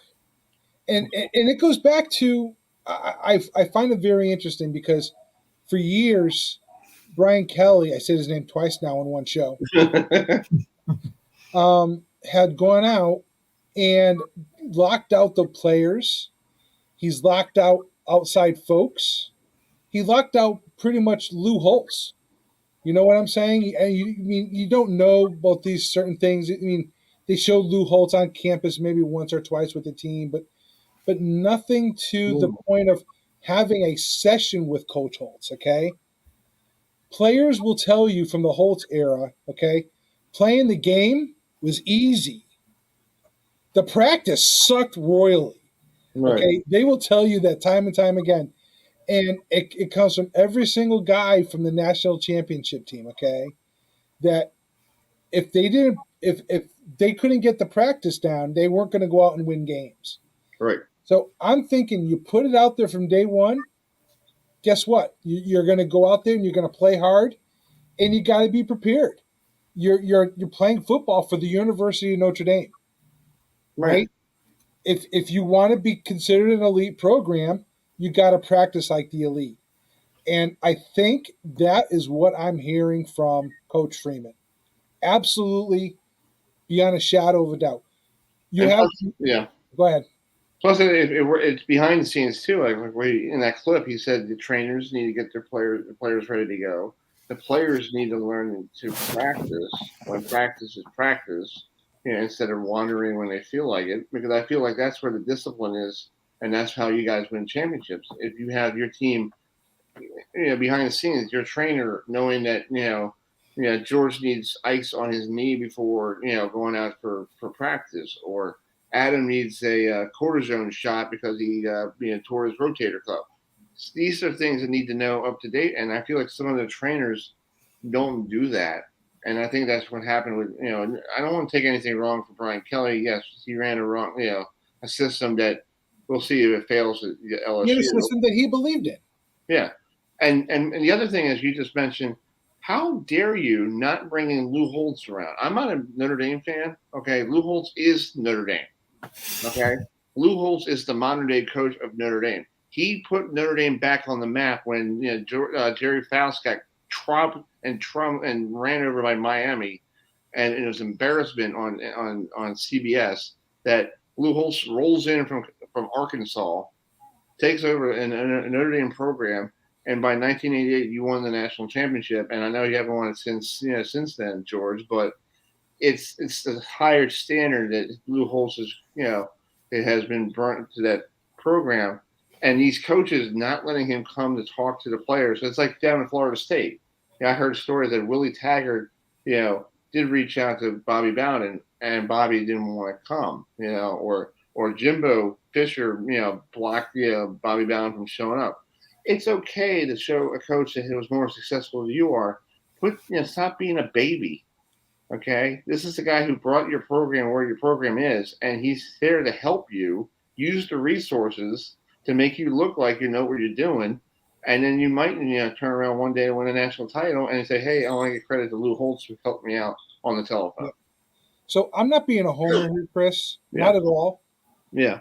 21-0 lead, right? Right. New Year's 6 game. Okay. I could see, I can understand why people got upset, right? It was one of the things. He's coming in. Kelly was gone not even 3 weeks. Yeah. right? And Kelly didn't show up in a meeting. He texted somebody going, "I'm going to LSU." See y'all. So now his coach has got to get ready for a game, right? He's never done this. The first thing I would say, I have to be gratis, write a blank check, and I just have to give it that game for what it is. Right. It's a whole bunch of brand new stuff thrust upon you, and you have I think to he handled it, George. I think he go handled deal it with the perfectly. situation. Okay, Yeah. you go and deal with it. But here's what I said the other day. In a win, there's great things. Mm-hmm. In a loss, there's great things. Okay? Right. When you come in as a head coach in that situation and you lose, right? Mm-hmm. What's the first thing you don't ever want to do again? You don't want to lose again. You don't want to lose in that type of situation. Yeah. And that is what he's doing with this team. He's saying, you know what? That was awful. I hated the feeling. I hope it left a bad taste in your mouth because I don't want to go through that again. If I'm up 21-0, I want to make sure the game is signed, sealed, and delivered.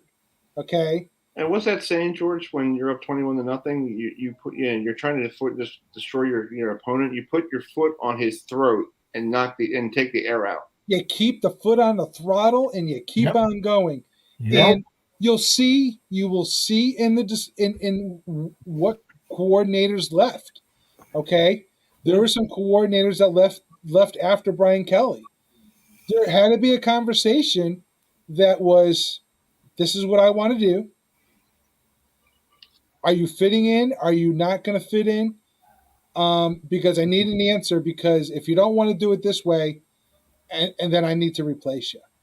Coaches are great. I mean, coaches, you don't want to see good coaches leave, and you're always questioning what's going to happen with new coaches coming in. Right. But you have to surround yourself with good people. Right. As he says, I'm the head coach, right? I'm the head coach. I have an offensive coordinator. I have a defensive coordinator. I have a trainer. I have assistant coordinators in all the positions, right? I have to trust people to do their job. My job ultimately is to call and make sure that each one of these people is firing on all cylinders. Mm-hmm. And it's not playing favoritism to one side of ball, okay? And Brian Kelly, let's be honest, I truly think he's a defensive guy, okay? Right. And when Marcus Freeman says, you know what, being a defensive guy, he goes, you know what, I love my O-line. For a defensive guy to come and say, I love the offensive line, right?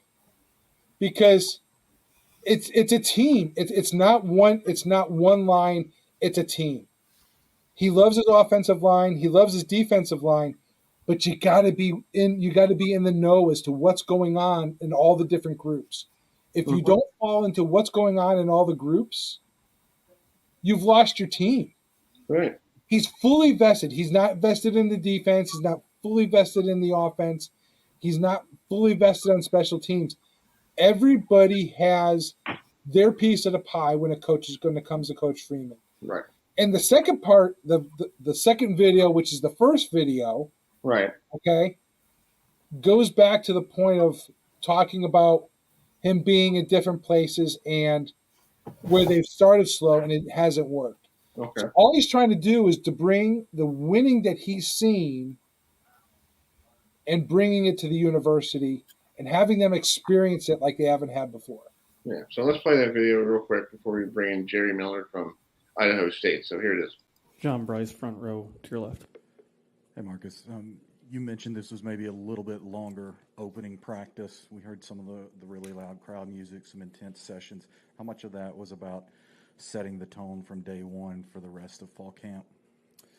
You know, I don't think this is going to be a longer practice than any other practice that we have in fall camp. I think it's just really evaluating what we feel. And we have a committee of guys that we meet and we say, hey, let's look at the GPS numbers. Let's look at the length of practice. Let's look at all these different variables and say, what do we feel is best in terms of how we're going to structure our practice? And so that was how myself and those other people came up with the length of practice.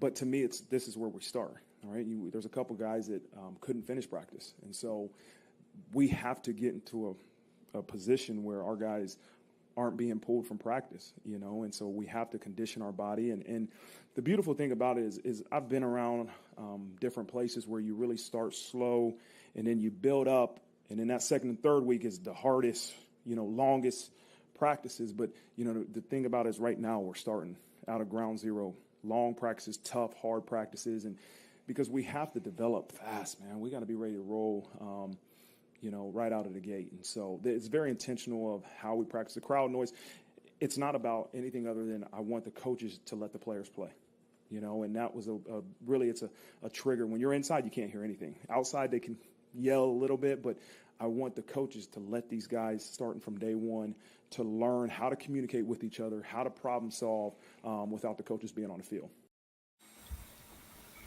Good point. I like that. It speaks volumes, Chris. Yeah. In all my years of covering Notre Dame football, I've never heard a coach speak with such a specific message and with such such intensity. I feel like he's changing the culture, and it's going to take one step at a time. One step at a time. And it's not going to be built in, like that saying, Rome is not built in a day. It's going to take a little while. And it's built in 4 weeks. Yeah. Rome is born in 4 weeks. But to build a successful program, it takes a while. It does. And people in South Bend need to understand it. South Bend, Notre Dame's like the Dallas Cowboys. It's like, if you don't win, your fan base is going to be on you. And you're going to be the hatest guy in South Bend, and you probably want to go to George's house to hide because you don't want to be, out in public, because they, But looking at the other side is Notre Dame is a brand, and it's a popular brand that everybody knows. If you go around and you look at somebody say college football, hey, I watch college football. What is the one thing people say to you? I watch Notre Dame. Yep. They don't go, oh, I want to Frostburg. No, I'm not against Frostburg, but I'm saying, they don't bring up, a small school that you don't even know. I'm like, okay. But it's every time I talk to people who I talk to around here, and you probably do the same thing, George, at work, and Adam, one team that comes up all the time is Notre Dame, because it's a Catholic school, and a lot of people are Catholic, and they love Notre Dame because of the Catholic faith. Well, it's the winds of change, Chris. I have my feelings on the year, but in the end, you know what? It takes time. Right. Exactly. Well, it's 8:37 Eastern time. Let's bring in this gentleman. He's been the voice of the Idaho State Bengals, not the Cincinnati Bengals who went to the Super Bowl. The other Bengals. This is the other Bengals. Yeah. They play in the SBS conference, with like they play in the Division 2, they used to call it Division. Now it's just a subdivision of the Bowls Championship Series or whatever. So here's Jerry Miller. Hi, Jerry. How you doing? Hey, Chris. I'm doing great. How are you? Not bad. Welcome to the show. And how's beautiful Idaho? Are you guys cool, calm, and collected with the weather? Because we're hot and steamy here in Baltimore, and I know George probably feels pretty good out in Indiana, probably. Well, it's not steamy here. We call it a dry heat. We've had highs in the 90s for probably 3/4 to 4/5 of the last month. Mm-hmm. And we're going to keep going in that direction for the next week or so. Nice. Yeah, I've been down west. I went to Arizona once, and it's a dry heat. There's no humidity. It's just completely dry heat, and it's funny. A little quick story before we give it to George. This one guy at a pool decided he wants to cool his beer. He decided to bring out 16 bags, 16 ice cubes on a stone, a hot stone. It didn't work. It just melted the whole thing away. And I'm like, what are you wasting that for? Go bring your own cooler. So anyway, Idaho State, yeah, the Bengals are what we call FCS. Used to be 1AA, Mm-hmm. And now it's FCS because we actually have a legitimate playoff system. Yes, and it's a good playoff system. You know, it's something that the big boys in the Power Five should be doing. You know, instead of playing the Final Four, and then you have like there's 2 games in the bowl game, and then you go to a national title game. You know, and that's why they're squabbling right now, trying to figure out bringing out an 8-team league or 8-team playoff. You know, you guys they've been doing that for years in this level, and it's been working. It's been working. It's worked very well. Yeah. So looking at your schedule, you're playing in week 0. You got to go to Vegas. So I guess Jerry, you're going to bring out the high rolling, and do you need any money? That's the question.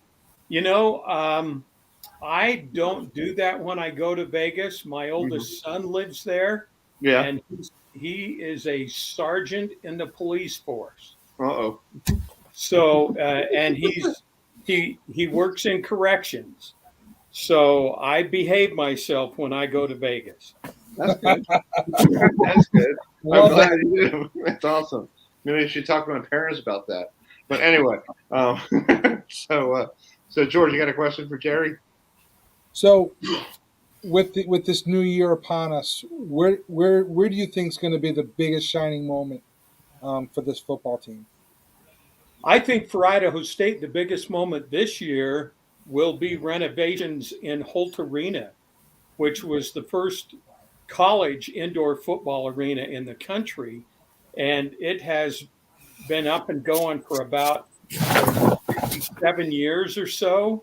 And for the first time ever, they have taken out all the old seats on the north side. They're remodeling, putting in some loge boxes, rebuilding the president's box. And they'll get the whole north side done this year. And then next year, they'll do the south side. Our press boxes up top on the south side. This is my last year of doing games. I'm not going to get to enjoy that new remodeled facility. Oh, but I think the fans are going to love it. But they're going to give you a free ticket anytime you show up, right? They'd better. I broadcast your games for how many years, and you should give me like a discount. Okay, 35 years. My first game this year at UNLV will be broadcast, and I've spread it out over all the different sports, men's sports, women's sports. This game at UNLV will be number 2,126 for me. Wow. Jeez. Wow. That's a lot of oxygen. Jeez. And Jerry, you've been seeing this program build from the ground up, right? So you saw this program from a very small school, pretty much, that nobody knew about. Because in Idaho, the only thing they knew about is the University of Idaho, who plays, in the Power 5, or now they're back in, where you guys are. But now, but you saw it from the ground, from how small it went to now it's a big university, and you're like, wow, that's a nice road I've been on. Timing is everything. That's what they say. Idaho State won the 1AA national championship in 1981. My first year of calling games at ISU was 1982. Uh-huh. And I will guarantee you that one of the notes, the asterisk next to my name in the record books, will be called more losses than any other ISU announcer in history. Oh, man. The football program has struggled fantastically since that championship year. They were in a 3-way tie for a championship back, I believe it was in the 90s, early 90s, when Jared Allen, mid to late 90s, when Jared Allen was playing. They finished in a 3-way tie. They only took 2 teams into the playoffs, so we didn't get in there. And we haven't been in the playoffs since. Wow. Jeez. Well, Jerry, talk about that game against Boise State. They call it the Globe of Death football game. Was it like, one of those, like, if you beat Boise, Boise's gone for the year? Because they're still here. They haven't gone. talk about that game because that's one of those classic games that it's on your bio. I believe one of the last games Boise State played before they moved up to D1. It was the last game they played in Holt Arena before they moved up. And I recall distinctly that kickoff and had no clue what was coming. I'm watching this, and all of a sudden, you see 6 guys huddle up on about the 15-yard line. And all of this, from what I've been able to research, came from Kyle Whittingham, who's now the head coach at Utah. Kyle was an assistant for us. Garth Hall, I think Kyle was a holdover from Garth Hall when he was the head coach, who had come from BYU. And these guys huddle up. I have no idea what's going on. And all of a sudden, they break out like a flower just exploding and budding. And I'm trying to figure out where the ball is. And all of a sudden, I see Robert Johnson going wide left on the far side of the field. And he got across midfield before they hauled him down. And 3 plays later, we were in the end zone for a touchdown. And it was one of the most exciting finishes I have ever called in my career. Wow, that's awesome. That's cool. And then they outlawed the play, basically changed the rules. So if you did something like that, you had to make sure that the guy with the ball, if he was going to hand it off, had his back to the defense.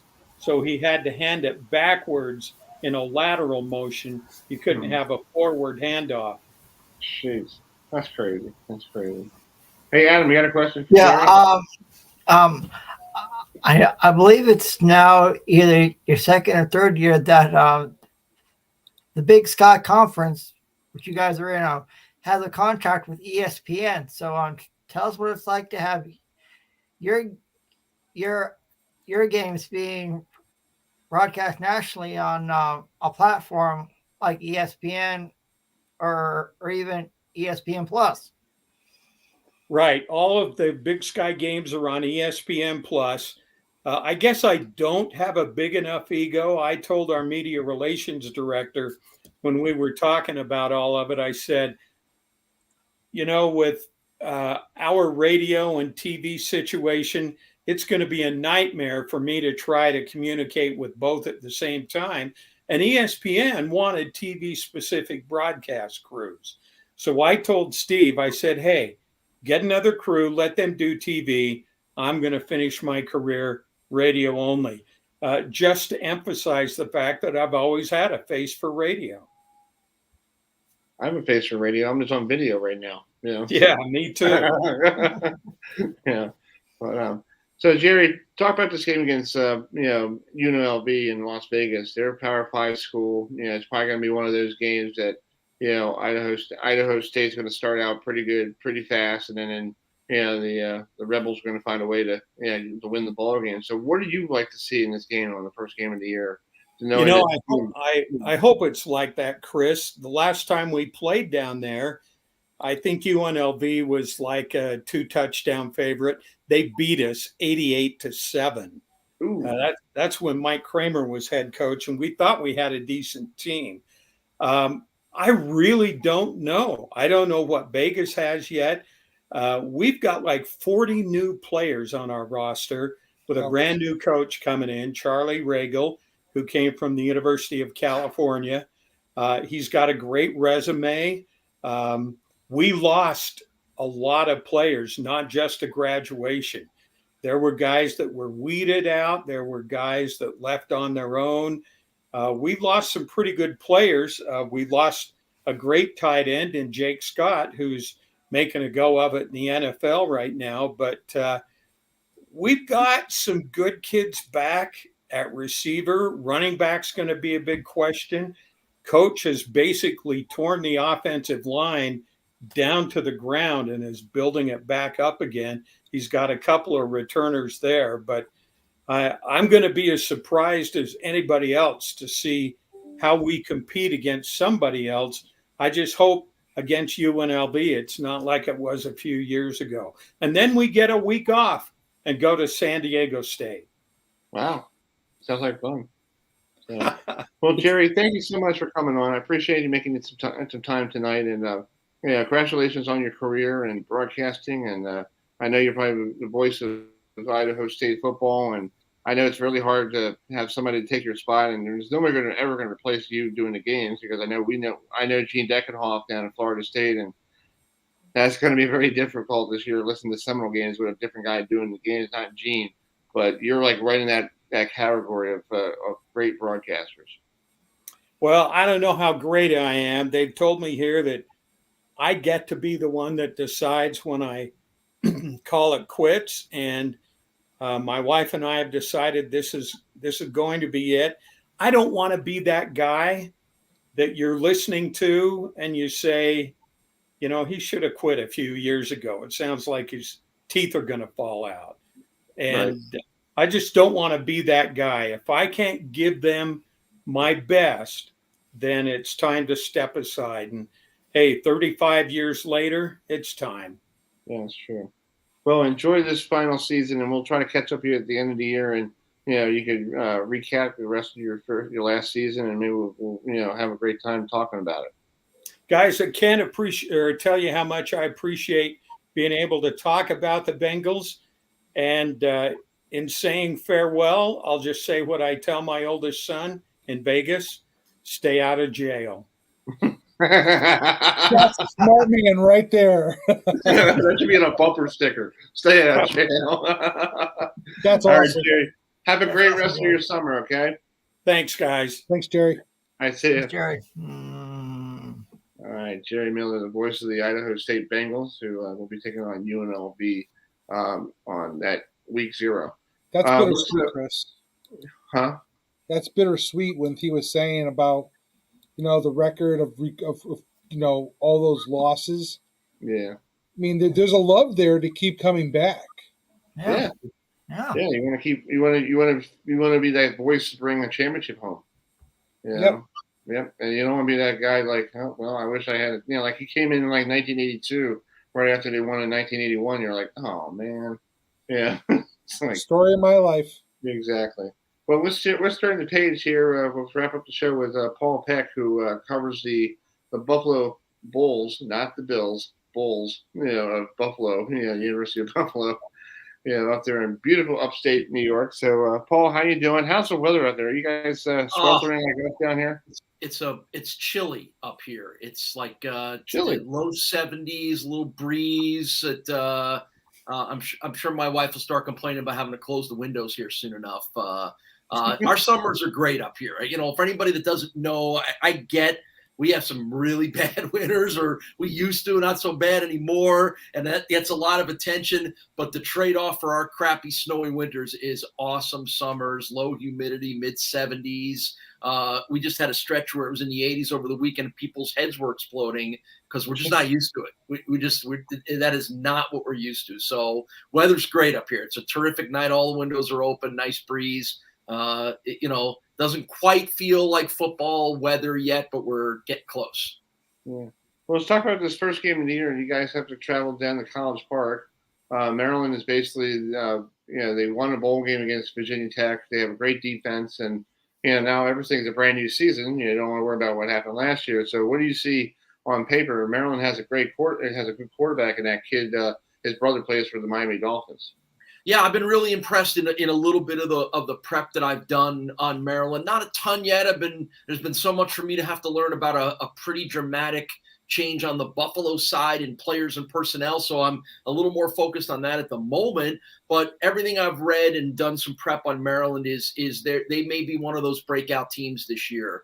The problem is they play in a really tough conference, and breakout can only be defined however you want to define it. But the way they ended the season last year, I've been super impressed in reading some early NFL draft previews, and there's Maryland guys all over those, the left tackle and the wide receivers. And, so there's some NFL caliber players. Tagovailoa is a legit, really good quarterback. And it looks like they've brought some transfers in from some high level schools, and Loxley's a good coach. So I think these, how it is. These games get arranged 3, 4, 5 years ago, and maybe when it was announced, you're like, oh, okay, Maryland, that could be a team that a MAC team might be able to go in there and beat. And then as things evolve and things change, now all of a sudden they're they may be on the brink of the top 25, and it's going to be quite a test. Exactly. George, you got a question for Paul? Paul, that was a great segue as we're looking at the schedule, and you're talking about games scheduled 3-4 years down the road, right? The surprise got to be Coastal Carolina. Yeah. You were very good when that got scheduled. Exactly. My nephew goes to Coastal Carolina, and he's actually with the college media, so he gets out. He was actually on our show when they were on their streak a couple of years ago. So Coastal Carolina is not that team that you probably thought in the beginning, oh, we're going to put them on the schedule. It'll be because that coach has got that team rolling too. Yeah, it keeps on going. They came up to Buffalo and played last year, and I would argue with anybody that Buffalo may have given Coastal one of their toughest games last year. It was a 7-point game well into the fourth quarter. They really did a nice job frustrating Grayson McCall a little bit, and then they obviously they were a pretty talented team. That tight end who's in the NFL now wound up making a big play, and they wound up winning. It may have been a 14-point win, but it was a tough game. It was one of the tougher games that Coastal had all year. Now the Bulls will go down to Conway, Myrtle Beach to play them again this year. But yeah, and I can go back to years ago in the 2000s when the Bulls set up a schedule with Baylor, when the Baylor Bears were maybe one of the worst FBS programs, Power 5 programs in the world. They get a schedule with them, and then by the time those games start coming up, who rolls into town but RG3 and the spread offense, and those games got a little ugly. So it's the weird nature of college athletics. Maybe after what we saw a couple of years ago, where teams were scheduling games quicker because of the pandemic and stuff, maybe we'll get into that more, where you don't have to schedule games now that'll be played in 2029. Yeah. So Paul, just to follow up really quick, my experience with Buffalo, I learned this the hard way. Never, ever, ever schedule a business trip to Buffalo in the middle of winter. Yeah. Okay. I polar comparisons here. I love seeing the falls completely frozen over. When you think about Niagara Falls, Adam, and the power of that water going over the falls, to see it frozen speaks volumes, okay? Mm-hmm. But the flip side is getting there and getting stuck in a blizzard, and you're at the airport, and they book they get rid of your ticket because you still haven't made it to the front desk. Yeah. So, well, I won't make that mistake again. We get those weather phenomenons here called lake effect snow, which comes off Lake Erie, and It's hard to explain for people that don't understand it. The airport might get a foot of snow 2 miles north and south of the airport. You'll see your grass. It's the weirdest phenomenon ever. It's just a matter of where it comes, where it hits. Yeah, and we tend to get some big dumps here, and combine that with the fact that if the forecast even hints at snow, the airlines cancel all the flights here because they don't want the planes to get stuck here. That sounds like what you experience. So yeah, it can get hairy here. Driving in it can be hairy. The Bulls had a game canceled. I don't know, about 8 years ago when half of Buffalo got 7 feet of snow over 4 days. The stadium didn't get any, but the other team couldn't get to Buffalo, and then their equipment truck got stuck in the snow, and the game had to get canceled. So it happens here. It happens. So, but right now, we'll worry about that in November. Right now, September's an awesome month up here. Weather's great. It cools a little bit, and it's beautiful. So we'll enjoy it while we got it here. And, and again, the other thing that throws teams off here a little bit, and the Bills talk about this a lot too, is you get spoiled by the nice, cool summers here. Then you got to go to Miami and play, or you got to go to Maryland where it might be humid for that game. It might be in the 80s and humid. The guys aren't always used to it. Now, granted, most of them on the pro level. And frankly, a lot of the Bulls come from warm weather states like Florida and Georgia and some from Texas and things like that. So they're used to it growing up, but you get a little bit conditioned to it up here where we rarely, if ever, have 90-degree days here. It might happen once or twice a summer. That's true. Hey, Adam, you got a question? Impact on the football. Yeah. You know. Yeah. Actually, Chris, George, I'll tell you something about. I'll tell you an interesting fact about Paul. He's actually the co-host of what is it, Paul? Are you going bowling here? Yeah. You're the tell us about your being co-host of There's up wrong shoulder. There's the bowling pin right back. Yeah. Yeah. So tell us about your co-hosting of Beat the Champs up there. We do love talking about professional bowling of the PBA Tour here on the show. So tell us about co-hosting of Beat the Champs. This is quite the bowling town. Always has been. Got a great tradition. It's always been a very, at least it used to be a very blue collar town. You know, where the factory guys got off the shift and went bowling, shot in a beer and chicken wings and whatever. So it's got a great tradition of bowling. So through the 70s and 80s, there was multiple bowling shows on the local affiliates in town, and a lot of people really grew up with it, and people became local celebrities by being on TV because they're bowling. So, and I had the great fortune in part of my career to work with kind of a legendary broadcaster in Buffalo, used to host a bowling show. So I got a little bit of that experience. And then about 7 or 8 years ago, one of the independent stations in town decided they wanted to bring it back. And it's one of my old bosses from when I worked at the CBS affiliate. He's like, I want you to host it. I'm like, I'm not really a bowler. I don't really know a ton about it. You know, he goes, you'll be fine. And, you know, and because I knew there was such a cool tradition of it, I said yes. And it's one of the only, maybe the only local bowling show on TV anywhere in the country. You know, and it's not PBA level, but there's probably a dozen guys who regularly bowl on the show that do compete on various PBA tours and offshoots and stuff, and they're really, really good. And you know, you know, any of us that call ourselves broadcasters figure we could call two kids playing with a couple sticks and a ball in the street out in front of our house if you really made us. So you learn, you talk to the people. What do I need to know? What's the strategy? And then it's a sports competition like any other. You set up the characters, who are the people. This guy's the best. This guy's an upstart. Build the drama, and you call it like any other game. So it's been pretty fun, a lot more fun than I ever imagined, not really being a bowler. So to have that on my resume is kind of a cool and unique thing. And Adam, you got to realize up there in Buffalo, they used to have the PBA stop by a lot, and some guy, Mark Roth, had a 299. Yeah, 1987. 1987. Yeah, we've had a bunch of good. Matter of fact, you know, Tom Baker's a Hall of Fame bowler. He's a Buffalo guy. Yeah. Liz Johnson, who has competed on the men's PBA tour, is from Buffalo. She's an amazing female bowler, but who also competes with the men. And there's been a whole host of other guys, and there's still some guys from Buffalo that are regulars on the PBA tour. So it's got there's a good culture of bowling in this town. A lot of colleges, smaller D3s and stuff, junior colleges have bowling teams. So Buffalo doesn't, but you know, it's part of the culture up here. So it's kind of cool. Yeah. So real quick, Paul, you know, with the training camp still going on for fall camp, what are you seeing from the team from now to that Maryland game?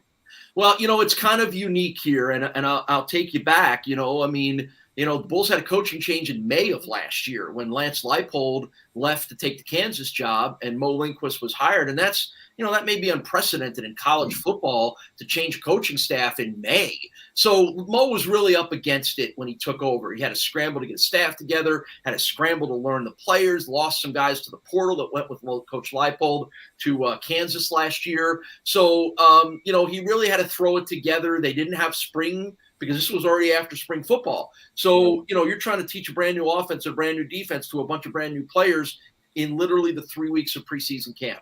So the Bulls started off pretty well. I mentioned to you they played well against Coastal, battled Nebraska earlier in the year, and then I think hit the wall a little bit in the middle of the season. They didn't have quite the right players that to fit the system, so it wound up struggling to a bit of a 4-8 finish. But the one thing that Coach Linguist, who has a long career in the SEC and in the Big Ten at Minnesota and a lot of really high level places, he embraced the world of college football, and now with the transfer portal and getting his kind of guys in and made some tweaks to the coaching staff. So it's a long-winded answer for me to tell you that there's 23 transfers on this Bulls team, and about half of them will start, and about all of them will be key guys that'll play. 11 of those transfers are Power 5 transfers, so you're upgrading in your athletic ability and some of your athleticism.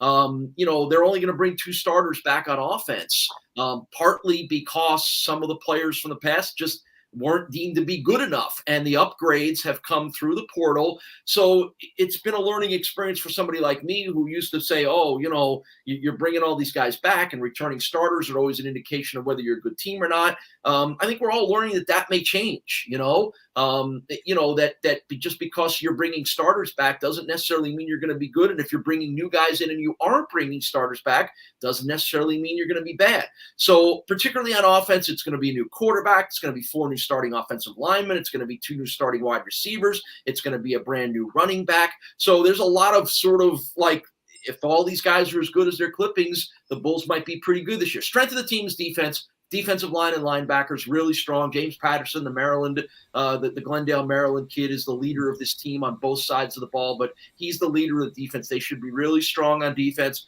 Brought a lot of Power 5 transfers in the secondary to try to get better and longer at corner, and that's been obvious in the preseason camp. So, there's a lot of I don't know going into this game.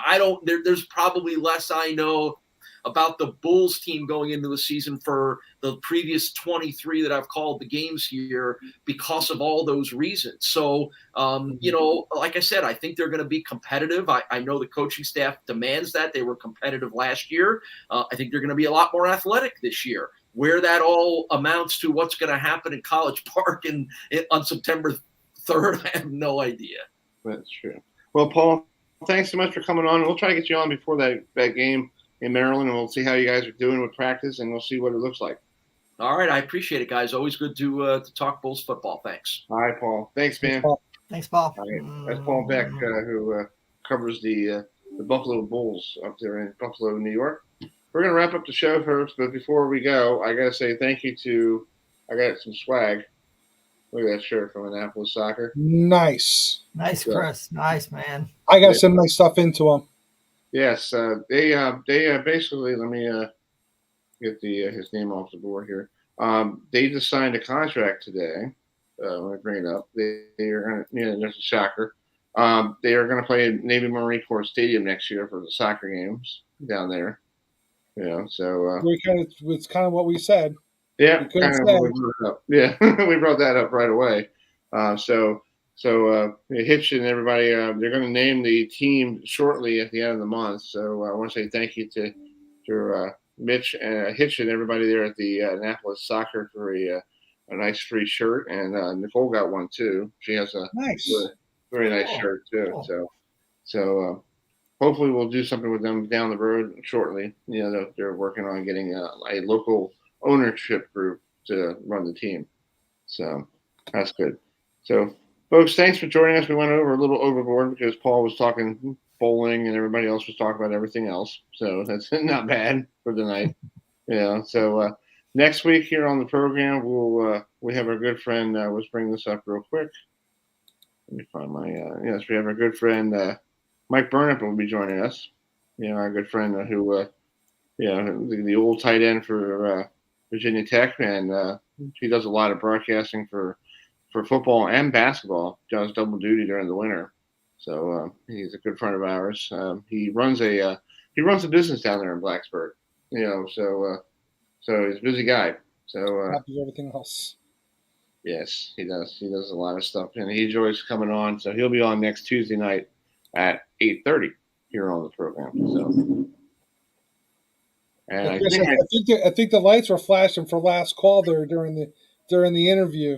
Yeah, I think I need to get off the air before the power goes out. So that's the thunderstorm just rolled in. So we'll see you all next week. In the meantime, we'll see you next Tuesday here on the program because I want to make sure we get off before the power goes out. So have a good night, everybody.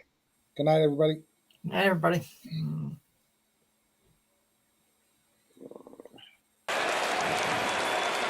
2-2. Struck him out. 5 straight fastballs by DeGrom. His 3rd consecutive strikeout as he gets Rosario 1 out. And Contreras strikes out on the slider. 4 consecutive strikeouts for DeGrom. 2 men down in the 2nd. Haynes. That's hit sharply, and Lindor with a nice one-hop grab throws him out. You'll know that it's not wet out there.